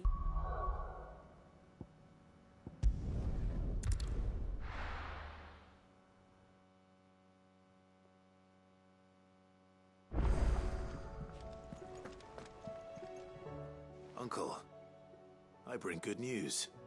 The Field Marshal has agreed to your plan. Ha! Of course he has. I didn't doubt you for a moment, dear boy. Rutherford is accompanying him back to your manor in Port Isolde as we speak. They will await your return there. As will one other. One other? Who, exactly? Lord Havel was concerned that even if he could get the realm's armies to agree to an accord, he might not be as successful in convincing those with political power. He asked if I might have a solution, and I suggested a certain Imperial Lord Magistrate turned Liberator. One of your co-conspirators? Master Quinton would probably call me one of his, but yes. Another outlaw, then. Just the thing we need to put these rotten politicos in their places. Good thinking, Clive. I'm glad you approve. The more the merrier, eh? Uncle, assuming Havel and Quinton can solve our problem with the armies, you still haven't mentioned how we might manage the grain shortages. Oh, don't you worry, my boy. The 7 high houses will be seeing to that. They have all agreed to make the most generous of donations. Oh, of course, it did take a little persuasion. But luckily I had some unexpected help. From who? Why, you, my boy. Rumor has it that you rescued the Lady Ariane's head steward Rockford from a horde of bloodthirsty bandits. It was more of a handful. Well, the old battle-axe was so pleased. She had a shipload of talents delivered to my private docks by the next new moon. And when the other houses saw the parsimonious old crone's purse strings finally loosen, they as good as tripped over themselves in the rush to follow suit. I'm happy to hear it. Now, I must be getting back to the manor.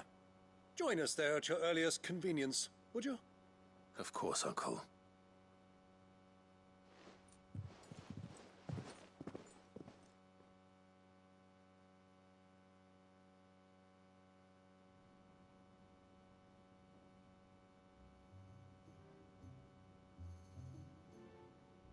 And how, pray tell, will we get that grain to the capital if the roads are still overrun with Akashic?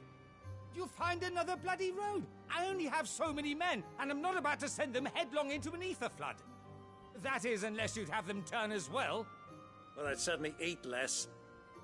Says the man with a belly bigger than a band of curls.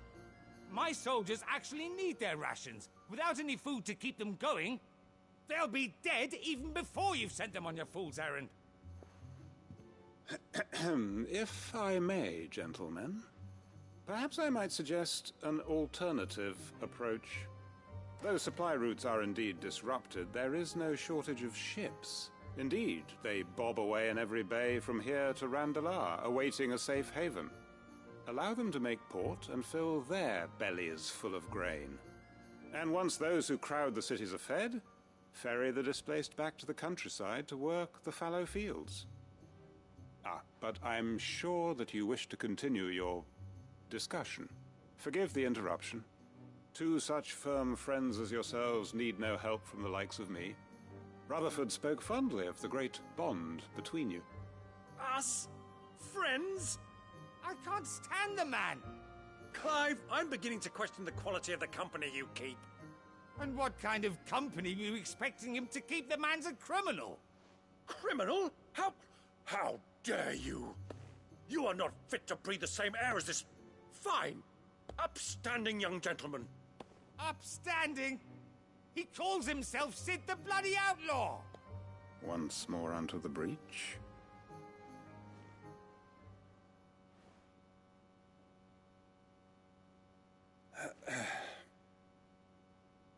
Shall we begin again? What we seek here is not to create a new nation, nor to claim the thrones of those that already exist. We wish simply to bring stability to the realm that mankind might weather the current storm. And to do that, we must convince those in power, the generals, the statesmen, the nobles, that our cause is just. There will be disagreements, yes, and I imagine some resistance, much resistance. But we cannot let that deter us. If we show them the path, show them that we walk it ourselves, then I am confident they will follow. The fate of the world lies in my nephew's hands, but the well-being of her people lies in ours. And we must not squander the chance that Clive has given us. Uncle Byron, Now, with that settled, let's move on to the signing of the Accord. For what great moment in history hasn't been accompanied by a little ceremony?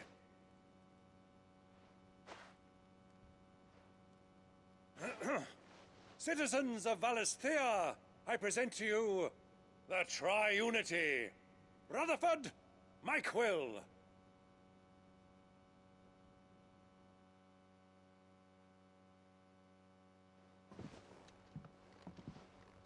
Well, my boy, the stage is set. That it is. This is the role you were born for. Now I ask only that you trust in the talents of your supporting cast. We shall play our parts to the best of our abilities, that you might have the opportunity to shine. The realm needs its Sir Crandall. And there is no better Crandall than you, Clive. I want you to keep this signed accord as proof of our faith in you. I will. Thank you, Uncle.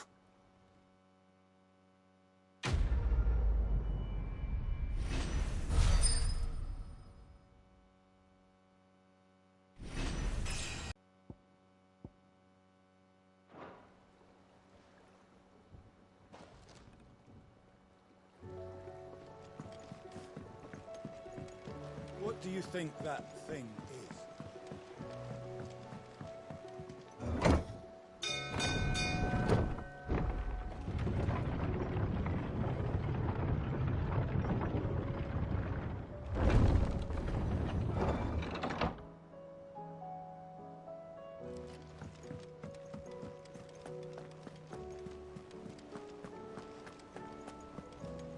You should have... Welcome back, Sid. Welcome back, Sid. Yes. Welcome back. Trip wasn't too much of a pain in the arse, I hope. Truth be told, it was me who suggested roping you in to help with the trial. But from what I hear, things didn't go quite as planned. No, they most certainly did not.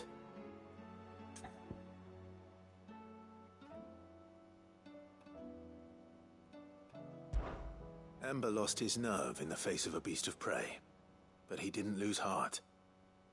He pressed on, and he achieved his aim. And is that not what we ask of our scouts? Indeed it is. Thank you for your honest appraisal, Sid. The fact remains, however, that Ember will not always have a battle-hardened warrior on hand to pluck him from the jaws of peril. All I have gleaned from this trial is that without someone watching his back, Ember is little more than a liability. Wait, Sergeant. Ember still has much to learn, it's true. And this time he was found wanting. But I'd say he's due a second chance, nonetheless. After all, he did do as you asked. With a bit of hard work, any hand can be made to hold a blade, and any mind can conquer its fears. But a scout's nose is different. You've either got one, or you ain't. And by sniffing out that log, young Ember here has shown he has a conch and a half. Wouldn't do to waste it now, would it? Fine. One more chance. I'll do whatever you ask. I'll spend my days and nights in the pit if I have to. I'll show you. Just you wait. Daft as a brush, that one. But his heart's in the right place. Just like someone else we know. And if you ask me, we've been leaning on him for far too long. About time the Cursebreakers took some of the weight off his shoulders, I reckon. It couldn't hurt. Just don't tell Gav I said so, will you? I won't have him thinking he's been hard done by. Next thing you know, he'll be asking for a day off. Chance would be a fine thing. Back to work. Forgive me, Sid. This did not play out as I expected. Things rarely do these days. But that's why we need men like Ember more than ever. Men who can make the best out of a bad situation. Remember that. I will, Sid. Thank you.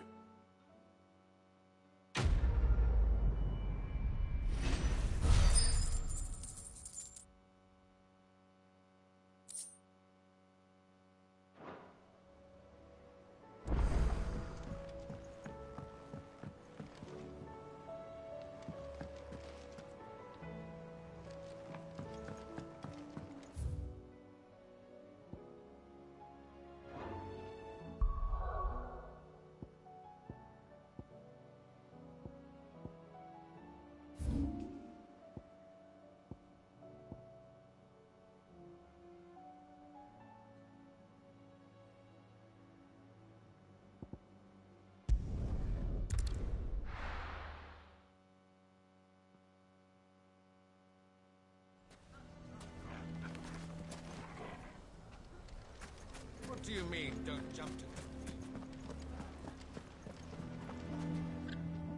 Here to help me pack?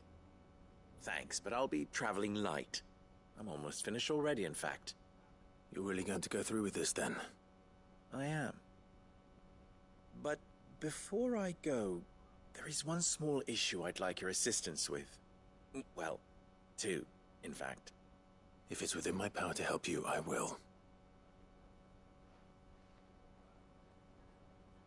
It's the children. I refuse to let them share in my disgrace. And if I leave them here, they surely will. Our friendship would see them ostracized forever. But I can't take them with me either. I can think of only one place where they are certain to be safe, and provided for, and loved. The Hideaway. Of course. The children would be more than welcome. Thank you, Clive. I will not forget this. Lubor, are you still here? What is it, Ferda? You look pale. There's been a flood in the Velcroy, a damn big one. The League of Outlaws encampment was completely submerged in ether. What? Every last one of the bastards has turned. And they're headed this way. Bandits are one thing, but Akashic bandits are quite another. The town guard won't stand a chance against them. We need to evacuate. There's no time to lose. Ferda, gather the men. The Akashic may strike at any moment. We must make ready to cover the townspeople's escape. Well, what are you waiting for? Yes, my lord. Clive, change of plan. The children stay with me for now. I need you to find Conrad and Natalie. Tell them to prepare for a full and immediate evacuation. Understood. I'll do what I can to convince everyone else. Wish me luck.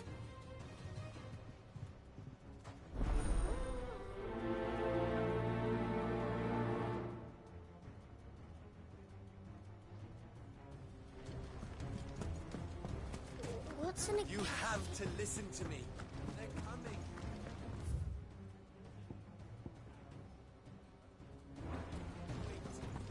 Know your place, bearer. Why do they always have to make such a...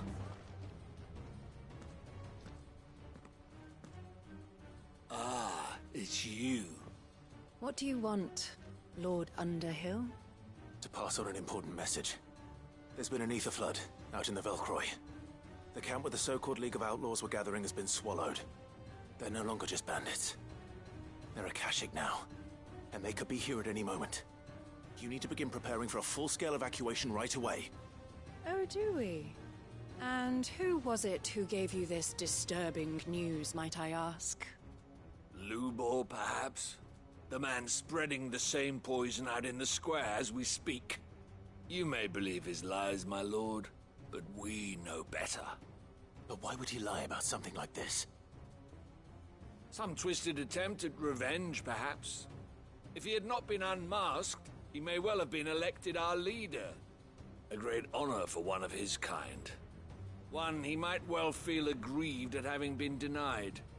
Lord Underhill, forgive me, but it has become all too evident where your sympathies lie.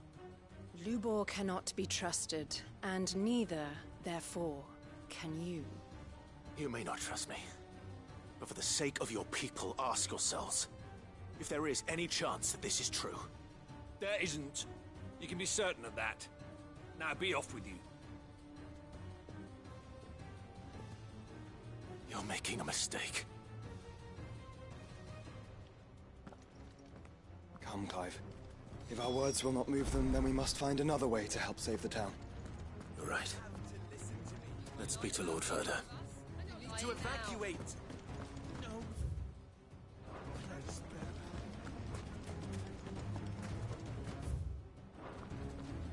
I think we'd better shut up shop. What's Lubor raving about now?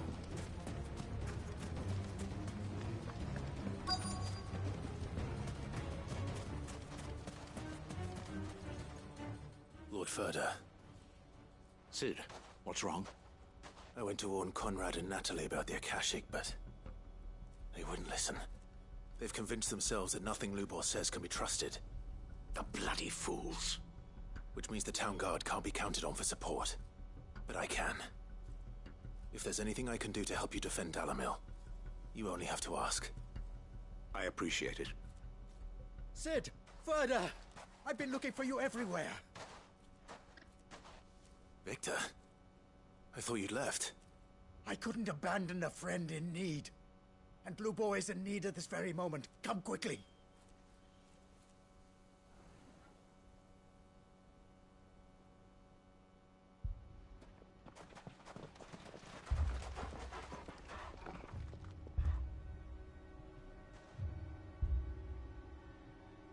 You have to believe me! The Akashic are coming! They don't eat, they don't sleep, they don't tire, and they don't care who they kill. They're unlike anything that's come before. There will be no parley, no mercy granted! We may have saved the town once, but this is different. I do not ask that you forgive me, but please believe me. If you do not run, you will die. You will all fucking die!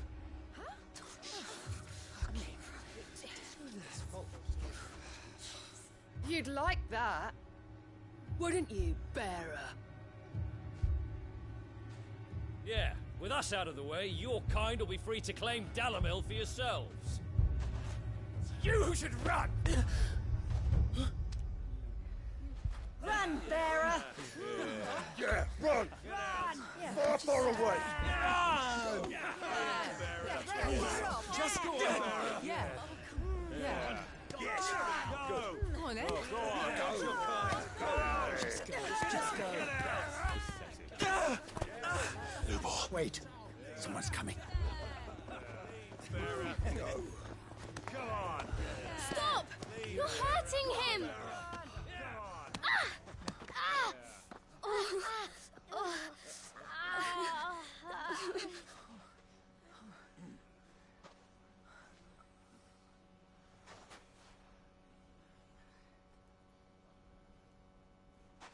What did Lubor ever do to you?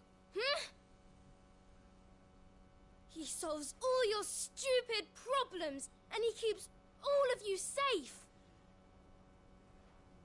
You know there's nothing he wouldn't do for this town.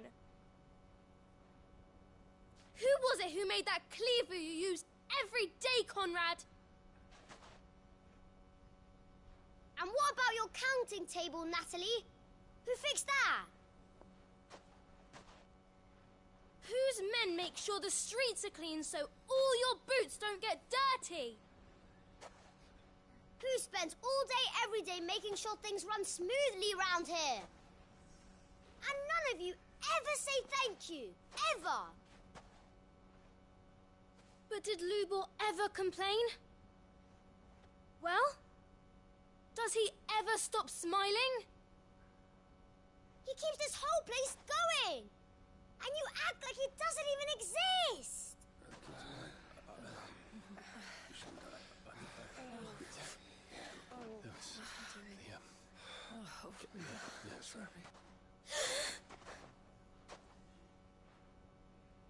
Lubor, we've heard enough.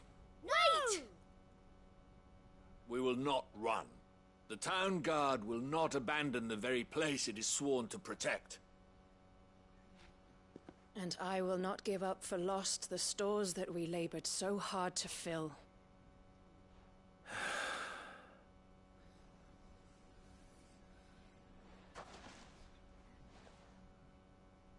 So tell us, how do you propose we deal with these Akashic of yours?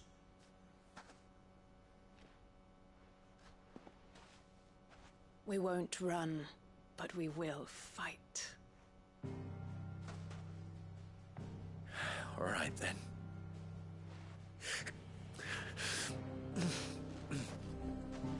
Fine.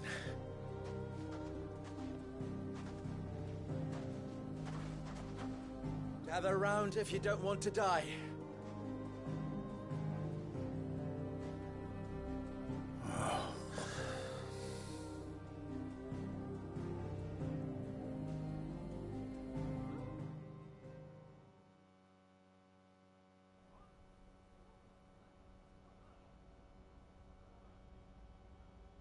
Allow me to explain the situation.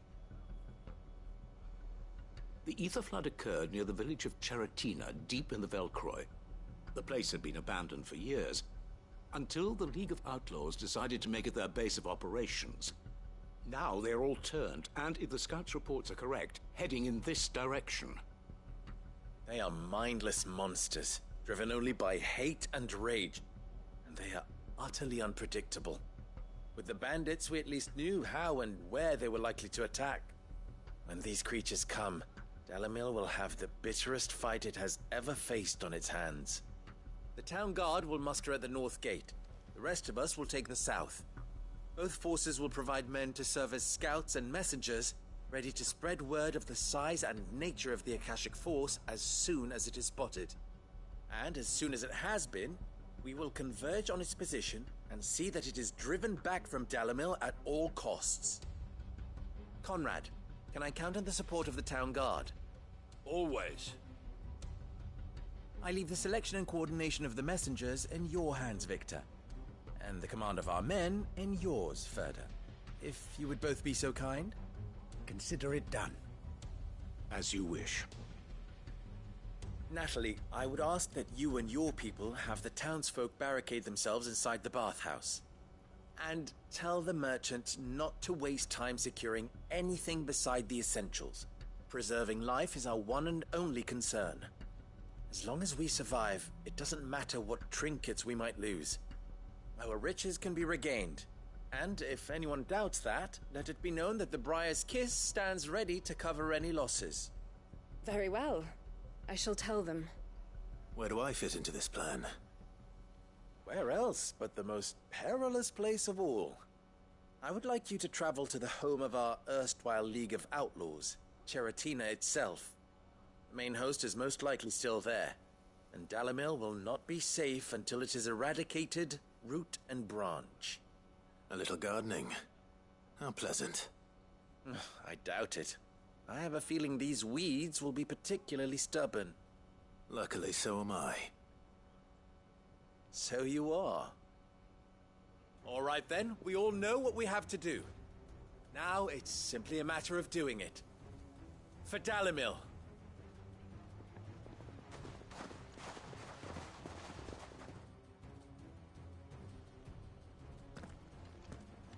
Looks like everyone's ready.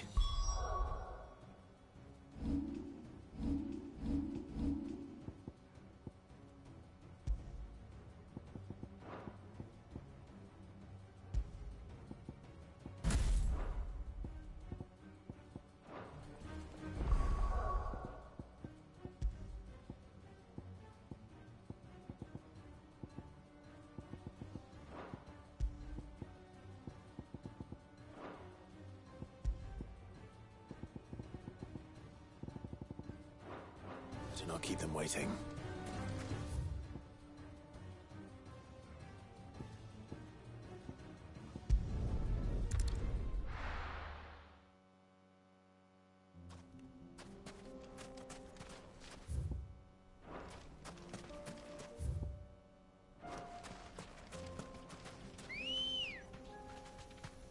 Ready, go?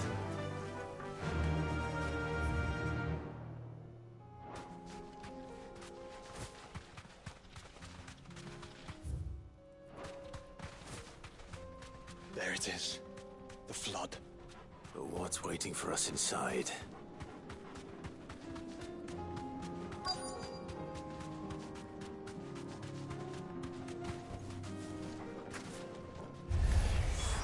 We can't leave a single one alive.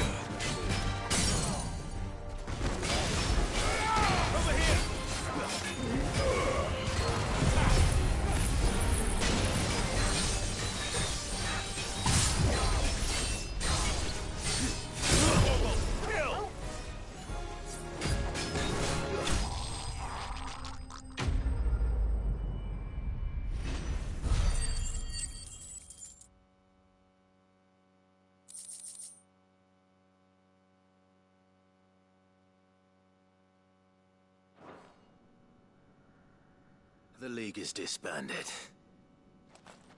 I should get back to Dalimil and see how the others fared.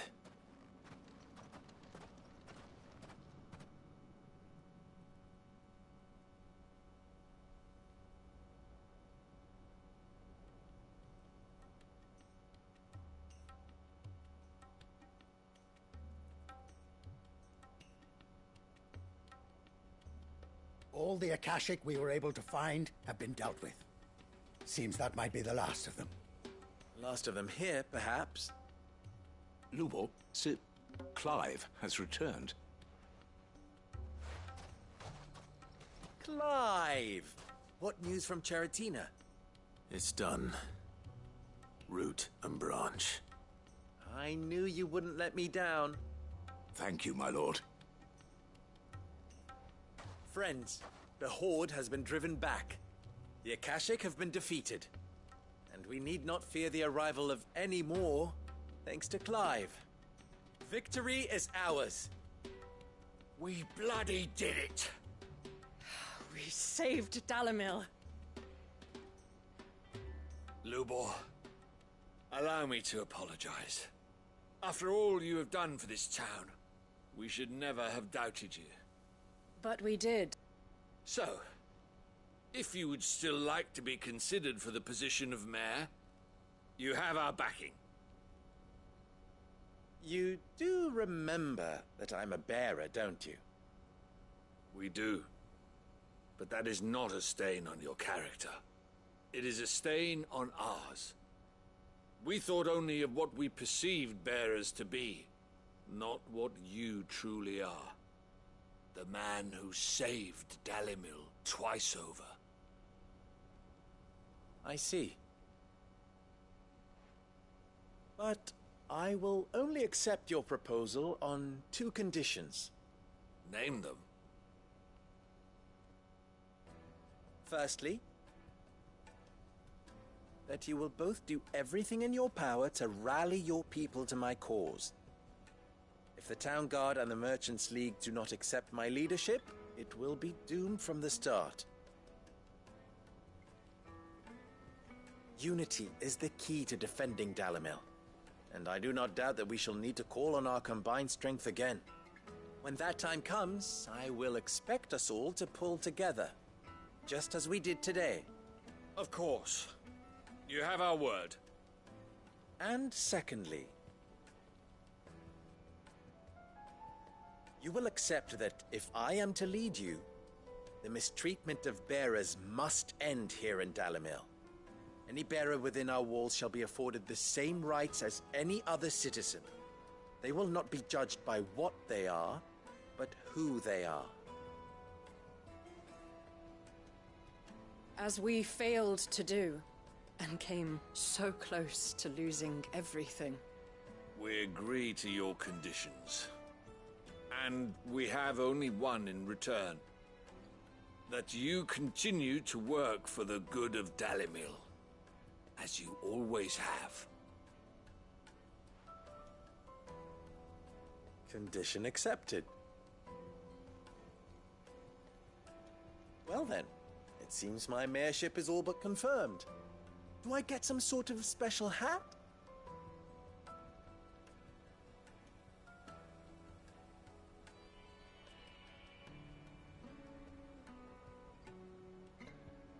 How fickle fate can be. Not so long ago, I had resigned myself to leaving Dalimil in disgrace. And now, I find myself her leader. Here. For everything.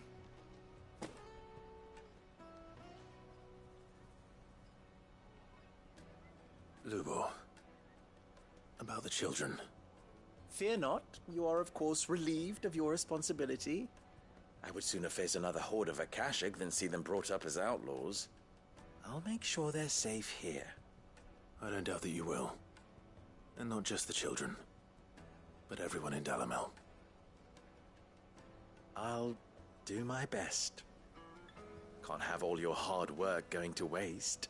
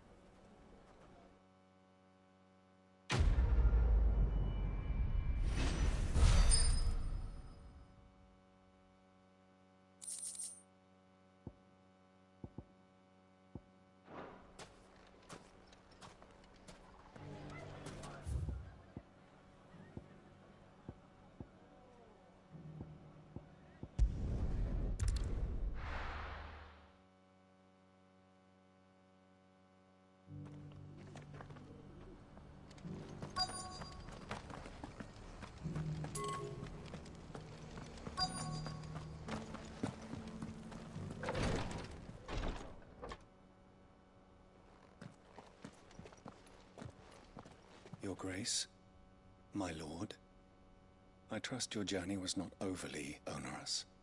Cyril, you found a letter from Father? Yes, I have it here.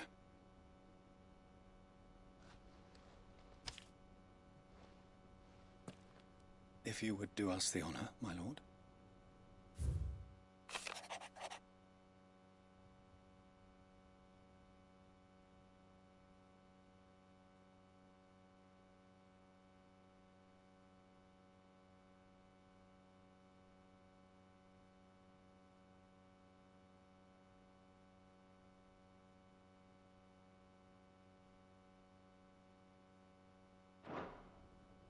An inheritance.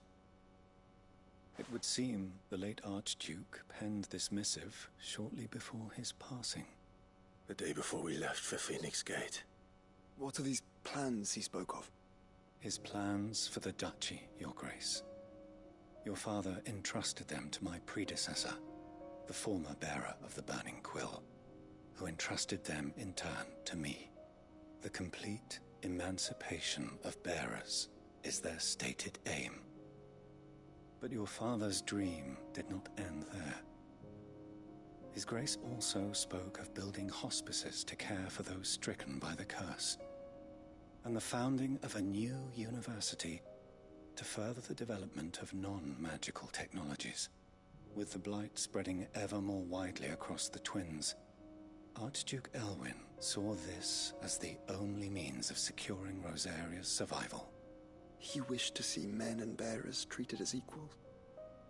To see centuries of common wisdom overturned. Small wonder he did not think it achievable within his lifetime. But he thought it achievable nonetheless. Had he not, he would never have written this message. Nor would he have entrusted his vision to his most faithful aides. Those who would have stood with you, shielded you from the machinations of the most loyal to your father were the first to suffer the Duchess's wrath. But one at least remains, and she has come bearing gifts. What do you mean? Mayhap it is better that she explain, my lord. After all, the duties entrusted to me by my predecessor extended only to recovering His Grace's will and arranging a meeting with the one who might execute it, or a part of it, at least. And where is this woman? She awaits you in the archive, Your Grace. Thank you, Cyril. Shall we then?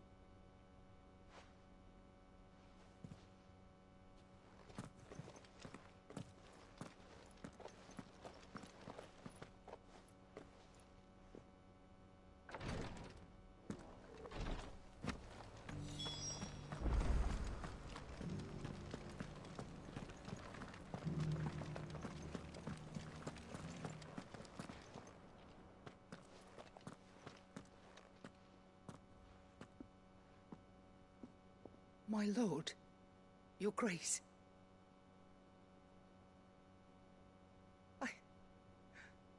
I hardly recognize you. I am Goditha, retainer of House Rosfield, loyal servant to the Phoenix and his shields. Your father, the Archduke Elwyn, entrusted me with the delivery of a gift. I only hope you can forgive my tardiness in bringing it to you. Lift up your head, Lady Goditha. You have our gratitude for your service to our house and to our father. I merely did my duty, as any proud Rosarian would. My lady, perhaps you could explain a little more? What exactly is the gift you bring? As I'm sure you know, it has long been the custom for the children of House Rosfield to be presented with certain keepsakes upon their coming of age. Indeed it has. Our father often spoke of the day when our turn would come. And had he lived to see it, he would have presented you with the treasures I bear. Matching armbands for you both. Alas, he did not live. Indeed, he was taken from us even before they could be completed. He had intended to claim the Heartstone with which each armband was to be finished himself, but it was not to be. and his gifts remain incomplete. I see. It saddens me to bring them before you, as they are. It was your father's wish that you be presented with the finished articles, not these works in progress. But with his grace long since gone, and the stone left unclaimed, I had little choice. You are grown men now, and his house is yours.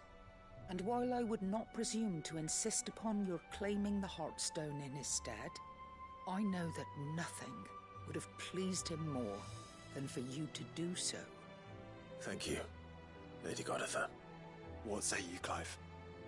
What else? Of course, my lady. May our father's will be done. Oh, I am much obliged. Do you know where we might find this Heartstone, my lady? I do. Though it may be a matter of a good deal more than simply happening upon it. It is found in the bellies of elder griffins, you see.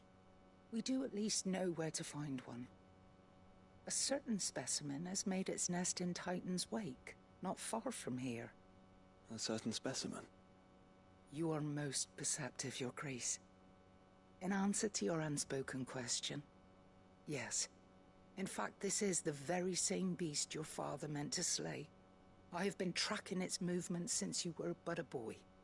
Were you to slay it in his stead, as men of House Rosfield, it would surely make your father proud.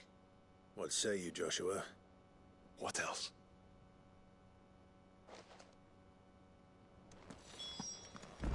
Titan's Wake is to the south of here.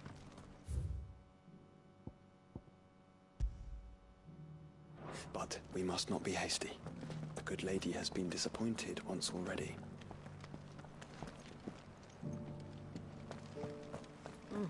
Not a scratch on them. Have you noticed the Elder has been coughing less of late? Yes. Here's the scraps you're after. Thanks. Can't do that.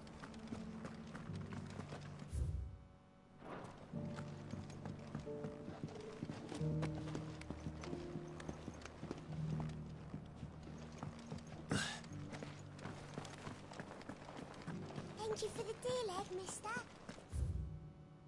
Mummy made the...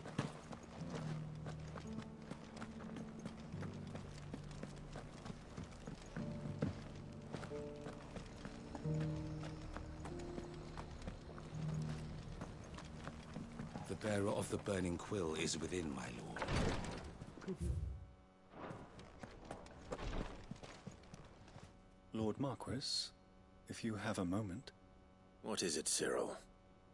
One of our brethren lately journeyed across the strait in order to pursue a new avenue of inquiry in our ongoing investigation. He sent an owl some while ago, but we have heard naught from him since. Was he surveying another fallen ruin? No. The object of his study was a savior cult that has arisen in Ash in recent years. We believe it may have some connection to the Circle of Malleus, an ancient religion that worshipped Ultima as its god. By gaining an understanding of this new faith, we hoped to learn more of the Circle's original beliefs. And so you sent one of your brothers to Ash? A continent teeming with orcs and Akashic? Fully cognizant of the risks, yes. I entrusted the mission to one of the most able of our order, the Third Chair, a master of the arts of combat and survival both. Though he has been silent for some days now, I have thus far refrained from sending any others in search of him, lest they be lost in turn. Yet, it seemed only right to inform you of the situation, given your unique experience of the perils of Ash. For as you so earnestly advised me, it would not do to abandon a man to his fate, when he might yet be saved. It would not. But Ash is a big place. Can you be any more specific? Perhaps. The last owl I received from him mentioned a village where he had heard the cult were wont to assemble. Mickleburg was its name. It lies in the southern reaches of Waloed. If aught ill befell him, I expect it did so there. All right. I'll see what I can do. You are much too kind, my lord. Go then, with my hopes, and may the Firebird's flame ever burn in your heart.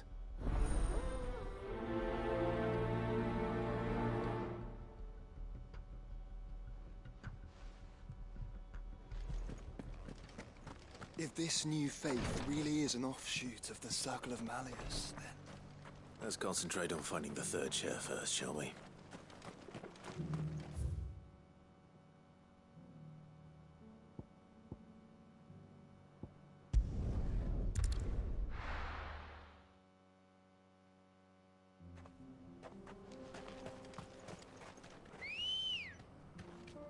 Good girl. Yeah!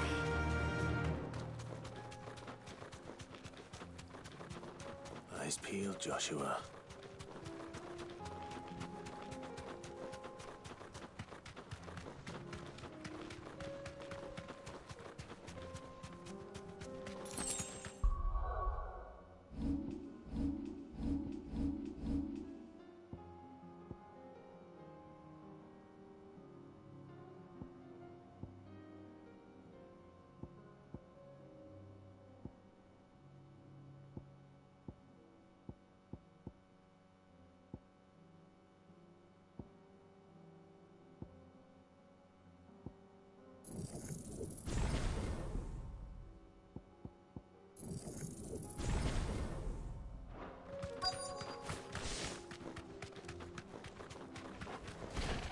There it is. For House Rossfield.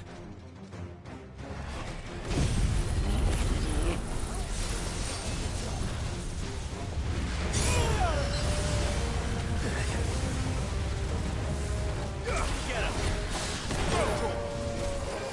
Let's try this one.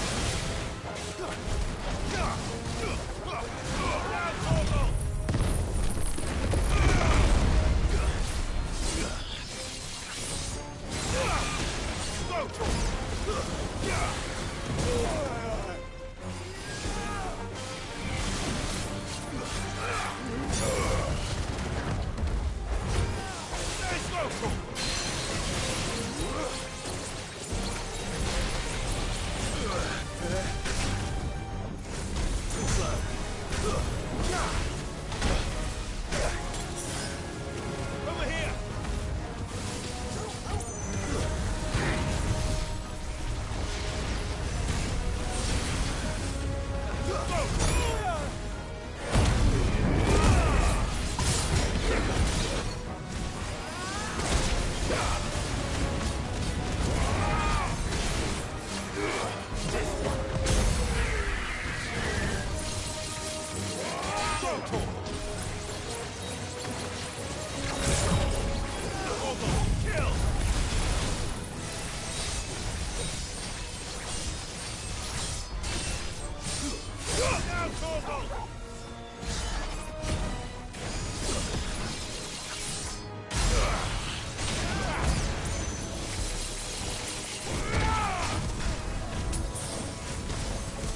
This one.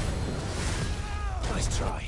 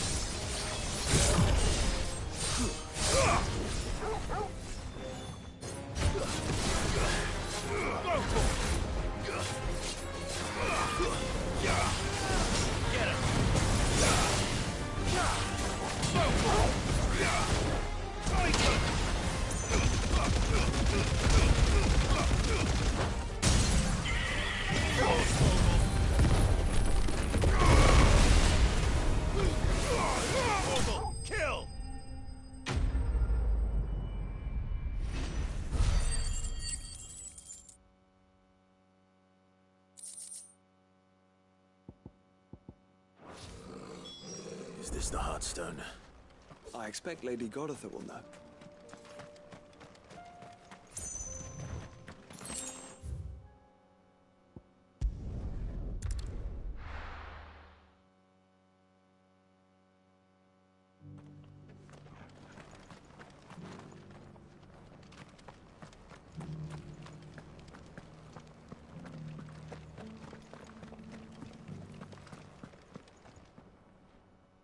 Thank the Founder you were safe.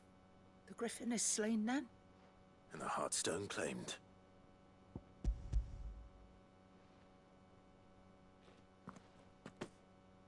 Yes, this radiant lass. Your father would be so proud. Lady Goditha, the lapidary is ready. Thank you, Cyril. I will be with him shortly.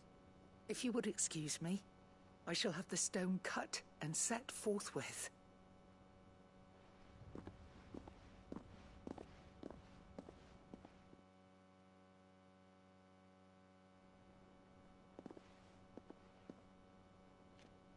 The armbands are complete.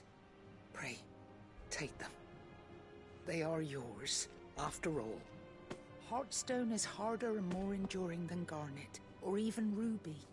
It symbolizes unwavering will and devotion, and the graven vines encircling the stone represent the unbreakable bonds between you. It's a message. Father knew we had enemies both inside and outside the duchy. Enemies who would thwart his vision. Only with unwavering devotion would it ever be realized. And only if we stood together, as Phoenix and Shield, as brothers in arms. Only then might those enemies be overcome. Indeed. His Grace knew the enormity of the task he would entrust to you, his heirs. But this was more than just a message. It was a promise. That he would always be with you. Thank you, Lady Goditha, for remaining the steadfast custodian of our father's will. Forgive me, my lady, but there is something I don't quite understand. The Undying told me that after Father died, Mother claimed all of the ducal treasures for her own. Even if the armbands were incomplete, she would surely not have overlooked them. So, how were you able to keep them from her? Because I was the keeper of the vault. Though I was but a lowly servant, your father spoke to me of his intentions for the bands, of the deep love he had for both of you, and his hopes for your future. In the days before the disaster at Phoenix Gate, I discovered that the Duchess had ordered her jewelry be sent away from the castle. It was then that I knew she meant to betray us. I tried to warn your father, but it was too late. When word of the fire reached Rosalith, I knew my time was short. So I took up the armbands and I fled into the night. And thank the Founder you did. Yet my duty to your father was incomplete. Not knowing what else to do, I followed the Griffin, thinking I might claim the Heartstone on its passing. And so my pursuit continued, until Lord Cyril appeared before me. He informed me that His Grace's will had been recovered, and that his sons were alive and well. Lady Goditha, on behalf of my father and all the people of Rosaria, I thank you for your loyal service. As do I. Thank you, my lord. Your Grace, for coming back to us, for giving my service meaning.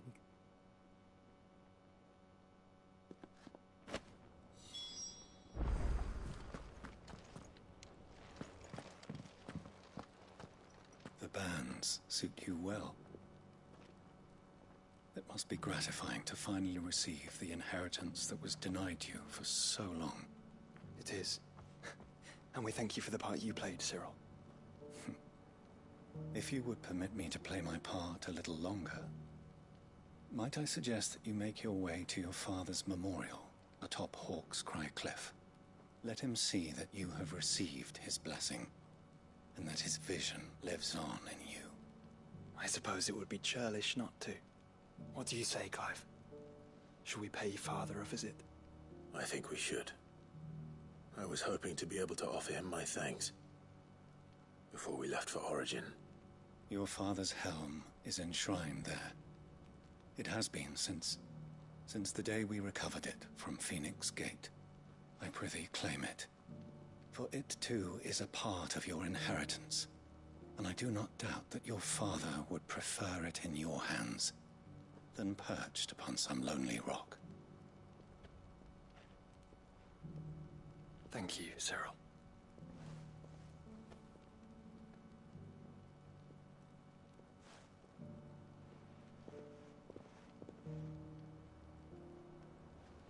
Come on, Clive. He's waiting.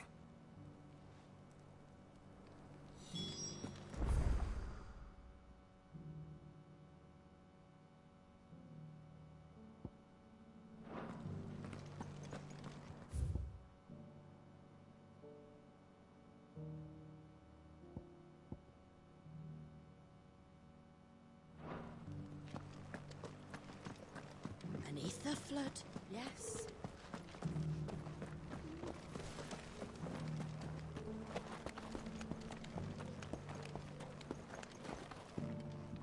That Cyril fella's an odd fish, don't you think?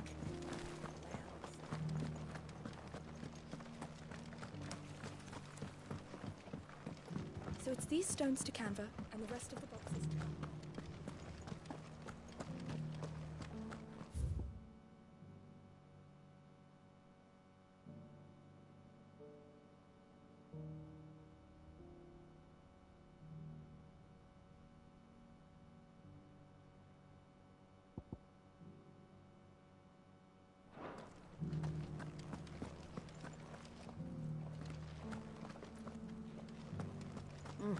Not a scratch on them.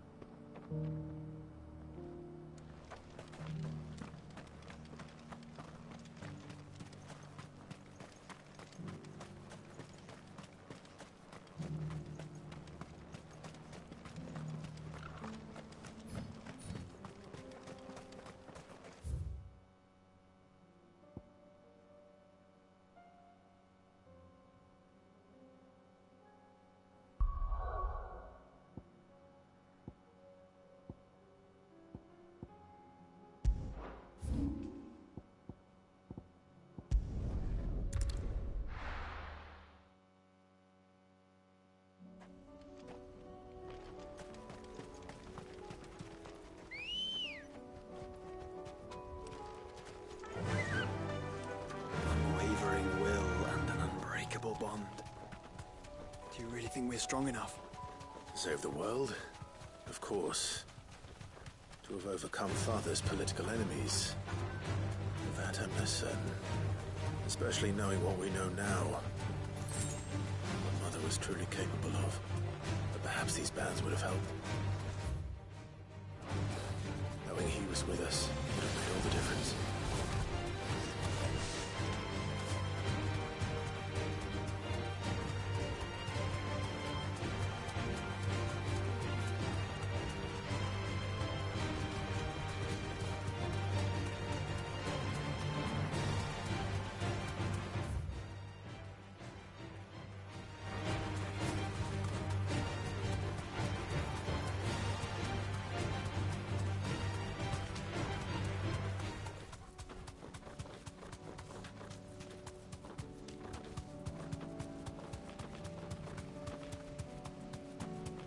It's just back there.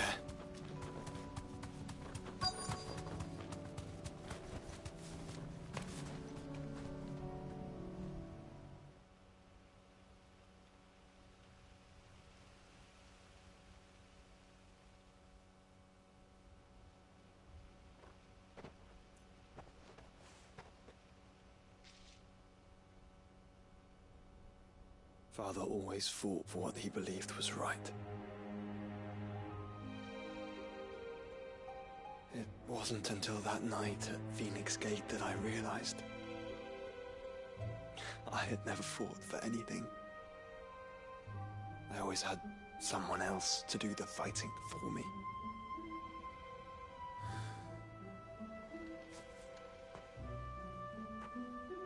No matter how fate conspired against him, he never lost heart, never looked back, never stopped fighting. To me, he was the greatest of men.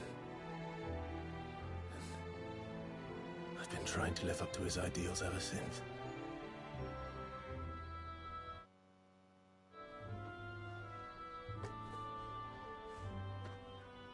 We all have, Clive.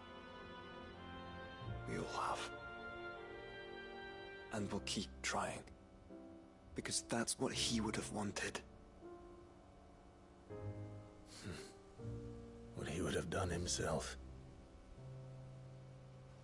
Even if it meant standing against the very gods in the heavens. I shall be borrowing this, Father, if I may. That you might watch over us as we follow in your footsteps.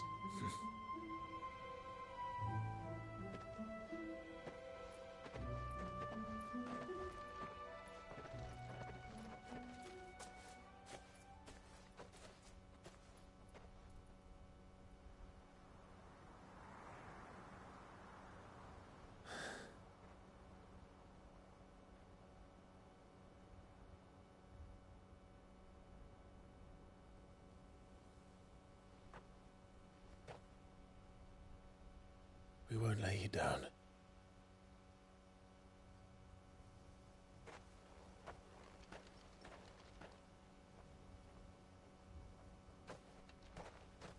Onward then. Onward. To the end. And to a new beginning.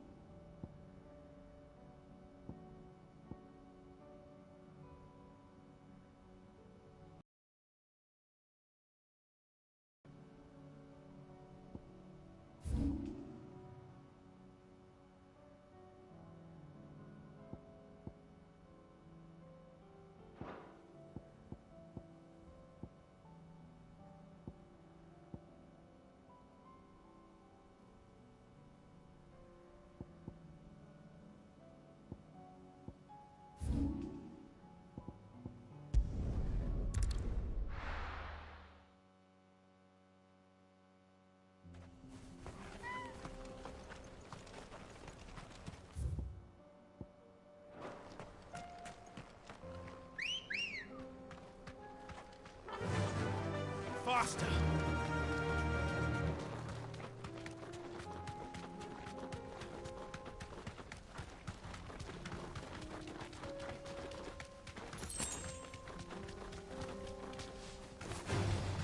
No mistakes. Here we are again. Carava, if you were a tortoise, Togo, where would you hide?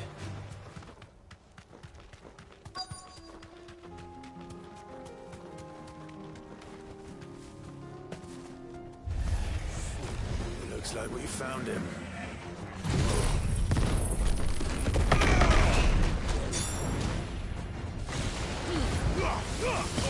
Kill!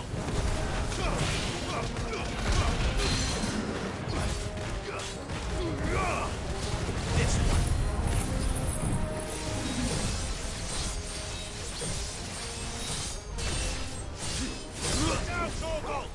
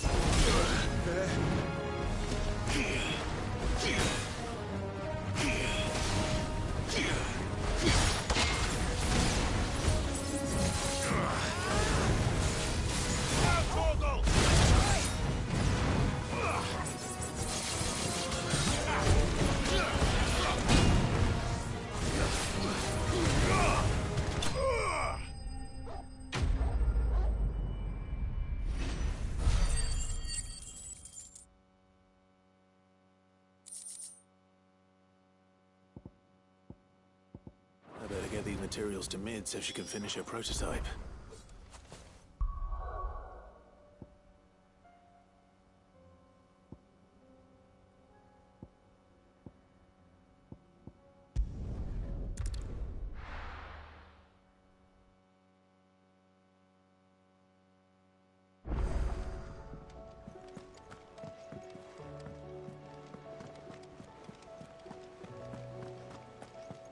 There's something about it.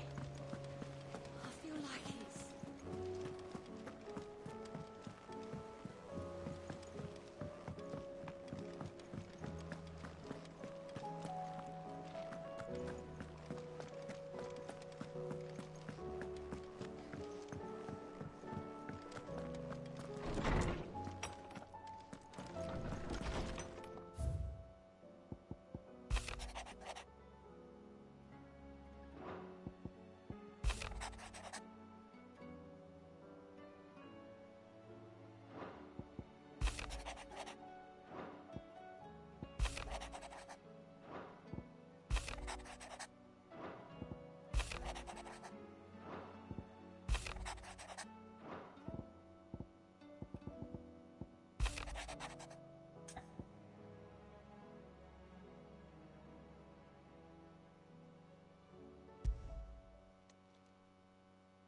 If Joshua's worried about Jill, I should go and speak with him.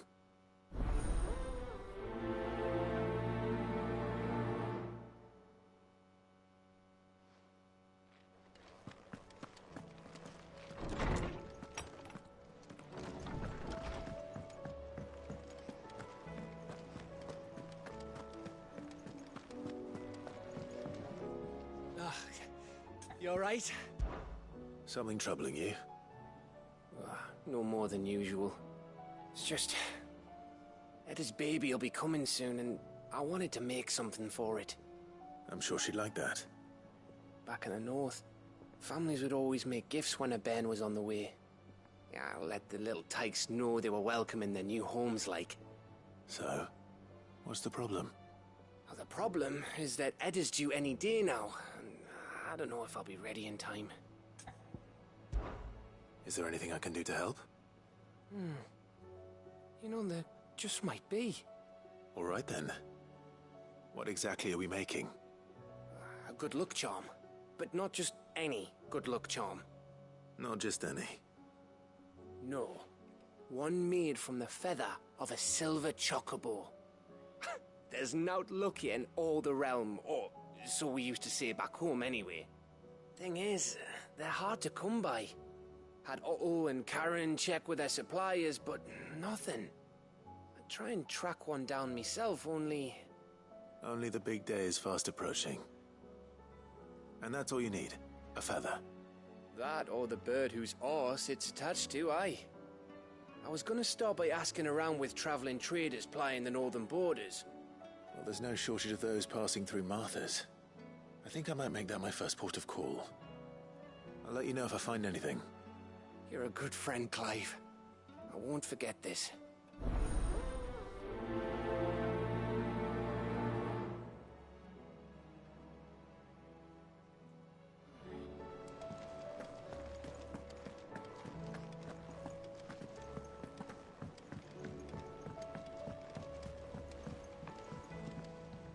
Joshua, I read your message. You're right. Jill is different. I don't think I'd realized how different, but since we've returned from Drake's spine, I've felt it more and more. I suppose it's not hard to imagine why. She doesn't think she belongs anymore. And that's why we need to remind her she is still one of us. And to let her know that we still need her, now more than ever. That you still need her. But how to do that? When last we were truly close, we were but children. Of course. Do you remember the time we accompanied Father on his annual tour of the Duchy? And Jill and I broke from the procession to ride up Man's Hill. To see the snow daisies, I remember. It was the first time Father had allowed us to join him. And when he realized you were missing, he had the entire retinue down to the pot boys combing the countryside. In the rain. A thunderstorm forced us to take refuge in a grove of oaks before we'd even made it halfway there. It was the Lord Commander who finally found us, and needless to say, he was none too pleased. Then it seems you and Jill have unfinished business. What do you say? Man's Hill. It's not that far. Oh, true. Though I suspect it is also much changed. Little in southern Rosaria remains as it was when we were children. You're saying I should go and scout the area for bandits? I'm saying we should first go and see if there are actually still any snow daisies left. What would you do without me, Clive?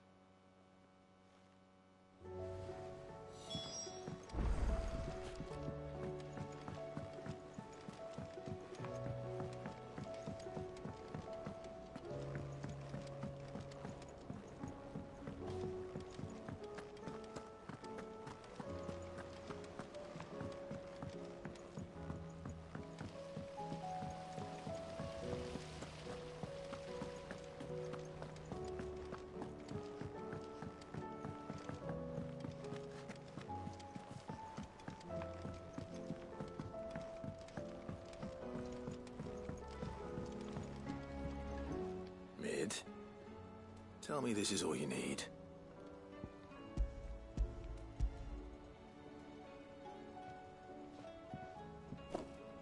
Aw, you make it sound like I asked you to save the world or something. Tell me this is all you need. It's most of what I need. After you left, I went over the figures again, and I realised I'd forgotten a 1 and a 0. And a cogwheel. Just a tiny one. Though, that's the problem. Gears that small are a bastard to make, and I may have lost the one Blackthorn spent a fortnight toiling over. Wait. The children. When they took apart your scales, there was a tiny brass gear. Now that I think about it, they didn't use it when we put the scales back together. The young'uns? But why would the... You know what? I don't want to know. I'll keep working on the model. You go and find that cog.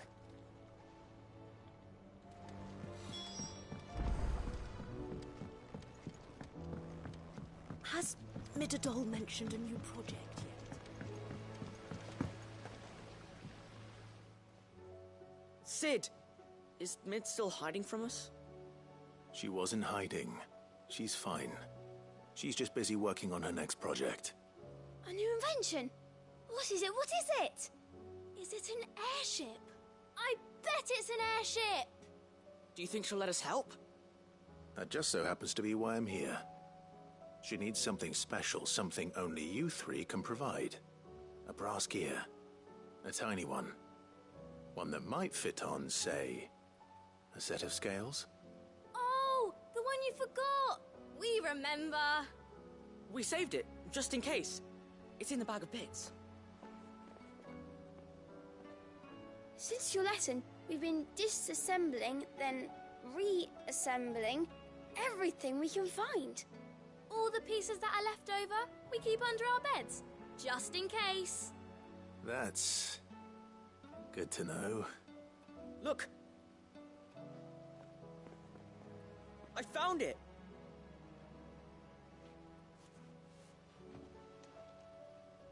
Is that all? Just the gear? We have more parts if Mid needs them. That's all for now. But I'll let Mid know about your hoard. Just in case. Thanks, Sid.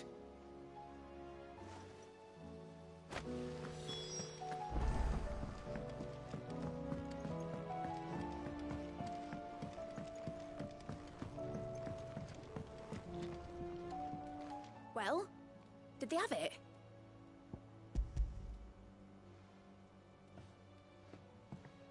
They did. And they kept it somewhere nice and safe. Will it work? Will it work? He's perfect! You're a genius, Clive. What exactly are you going to use it for? Only the most important job of all. The wings aren't going to move on their own. But with the right cog in the right place... Well, you just wait and see.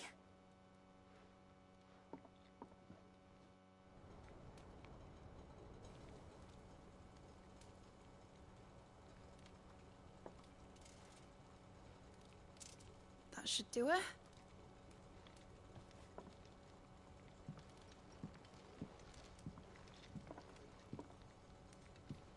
Here goes nothing.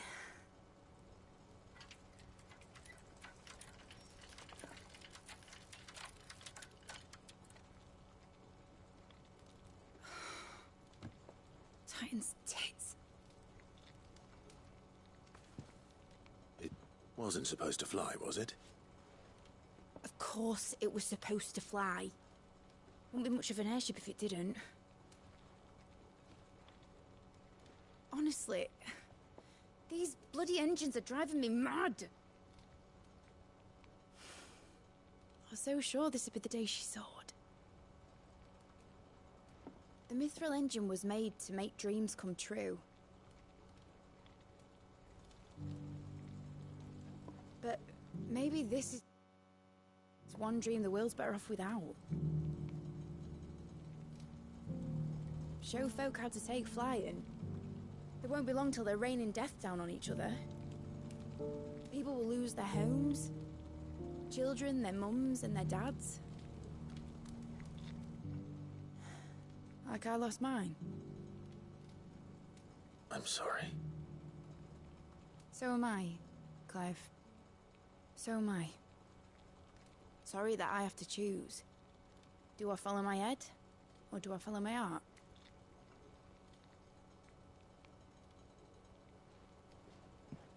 Good question. The first time I stood on the deck of your ship, felt the wind in my hair.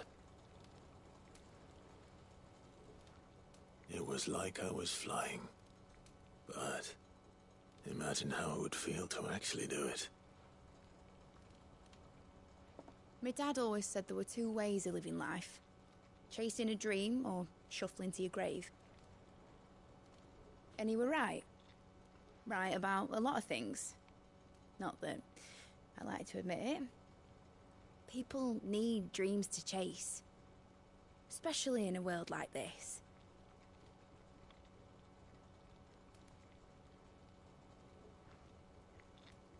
Right. When this is over, I'm gonna take all my Mithril engines to Zemeckis and sling them over the edge. I won't have my dream end up turning into someone else's nightmare. But all that hard work... All that hard work will not be used for war, Jamie. But it ain't like it'll be gone. Tell me, Clive, have you ever been on a treasure hunt? Not since Joshua and I were boys. Why do you ask? Because I'm gonna bury the engine schematics and leave behind a little riddle telling people where to find them. A really hard one, so that only the most dedicated dreamers will ever be able to work it out.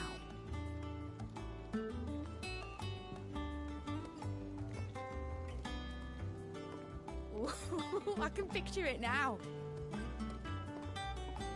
Some daft general squinting at the words with a gormless expression on his mug. Like that one, yeah. Right.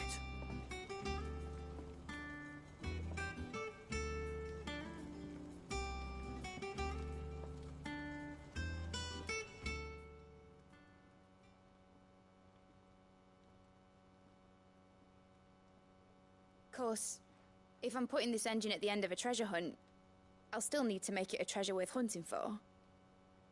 Won't be much of a prize if it couldn't even make a toy boat fly after all. My dad always said, dream big. But it ain't the size of a dream that's important, is it, Clive? Only that it's a good one. And I reckon I've got a fair few good uns left in me. I'm sure you do.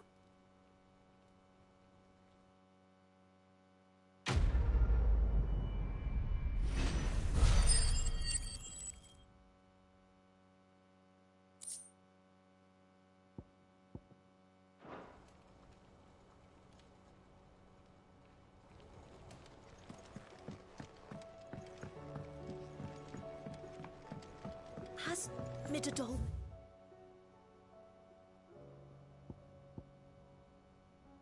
mentioned a new project?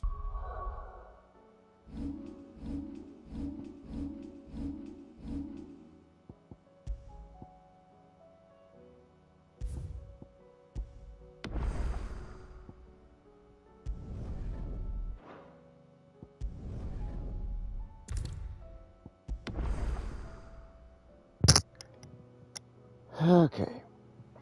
I think I am going to call it a night here, because I don't want to spend too much of my time here. So, check my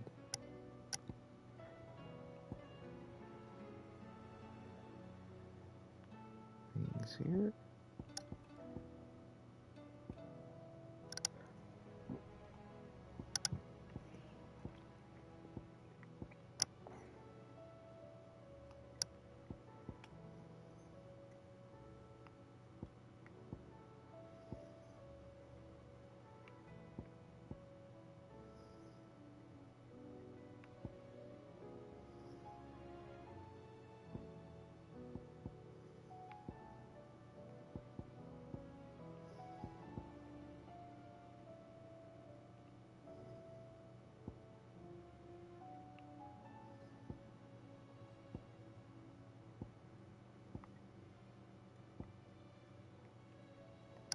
We'll save it.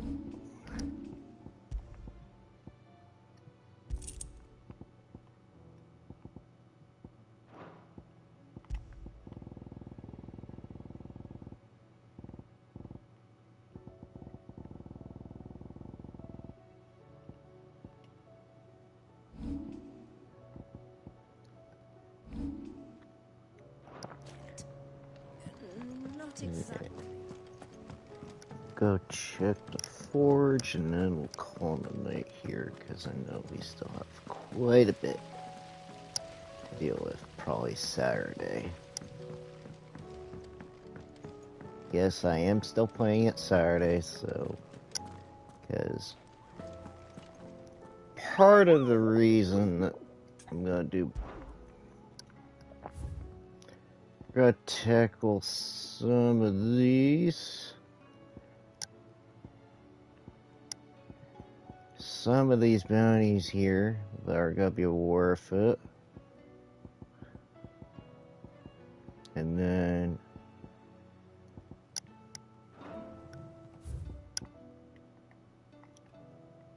what we're also gonna do... more than ever... we're gonna finish all these side quests here that night. And hopefully we should be close to... I want to do like at least 2 more streams. I'm hoping. If not, we should be pretty close. And I mean pretty close to finishing the story. 'Cause this... it's gonna be a doozy.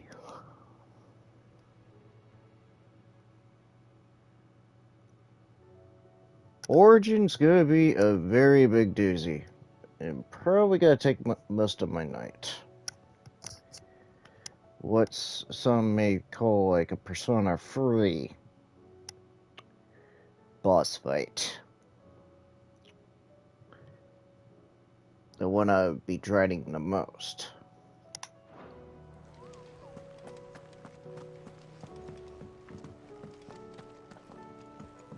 And I am literally not kidding either when I say I dread the day when I do the final boss in Persona 3. Yep. So, will it be?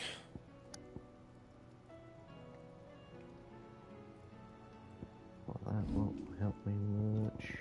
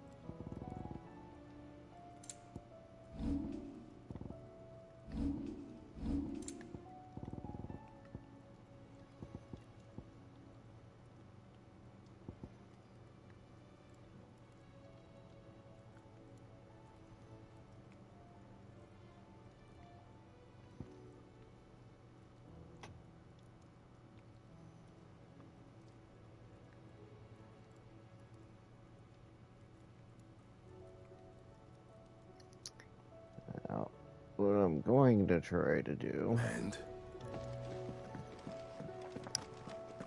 Just a little preview there. Clive.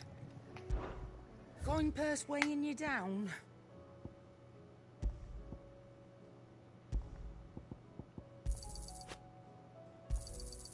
You're rubbing me blind, you know. You'll not find a better price than that. It'd better all be here. Come again. Oh. Just so that I have those items here, make a double save here.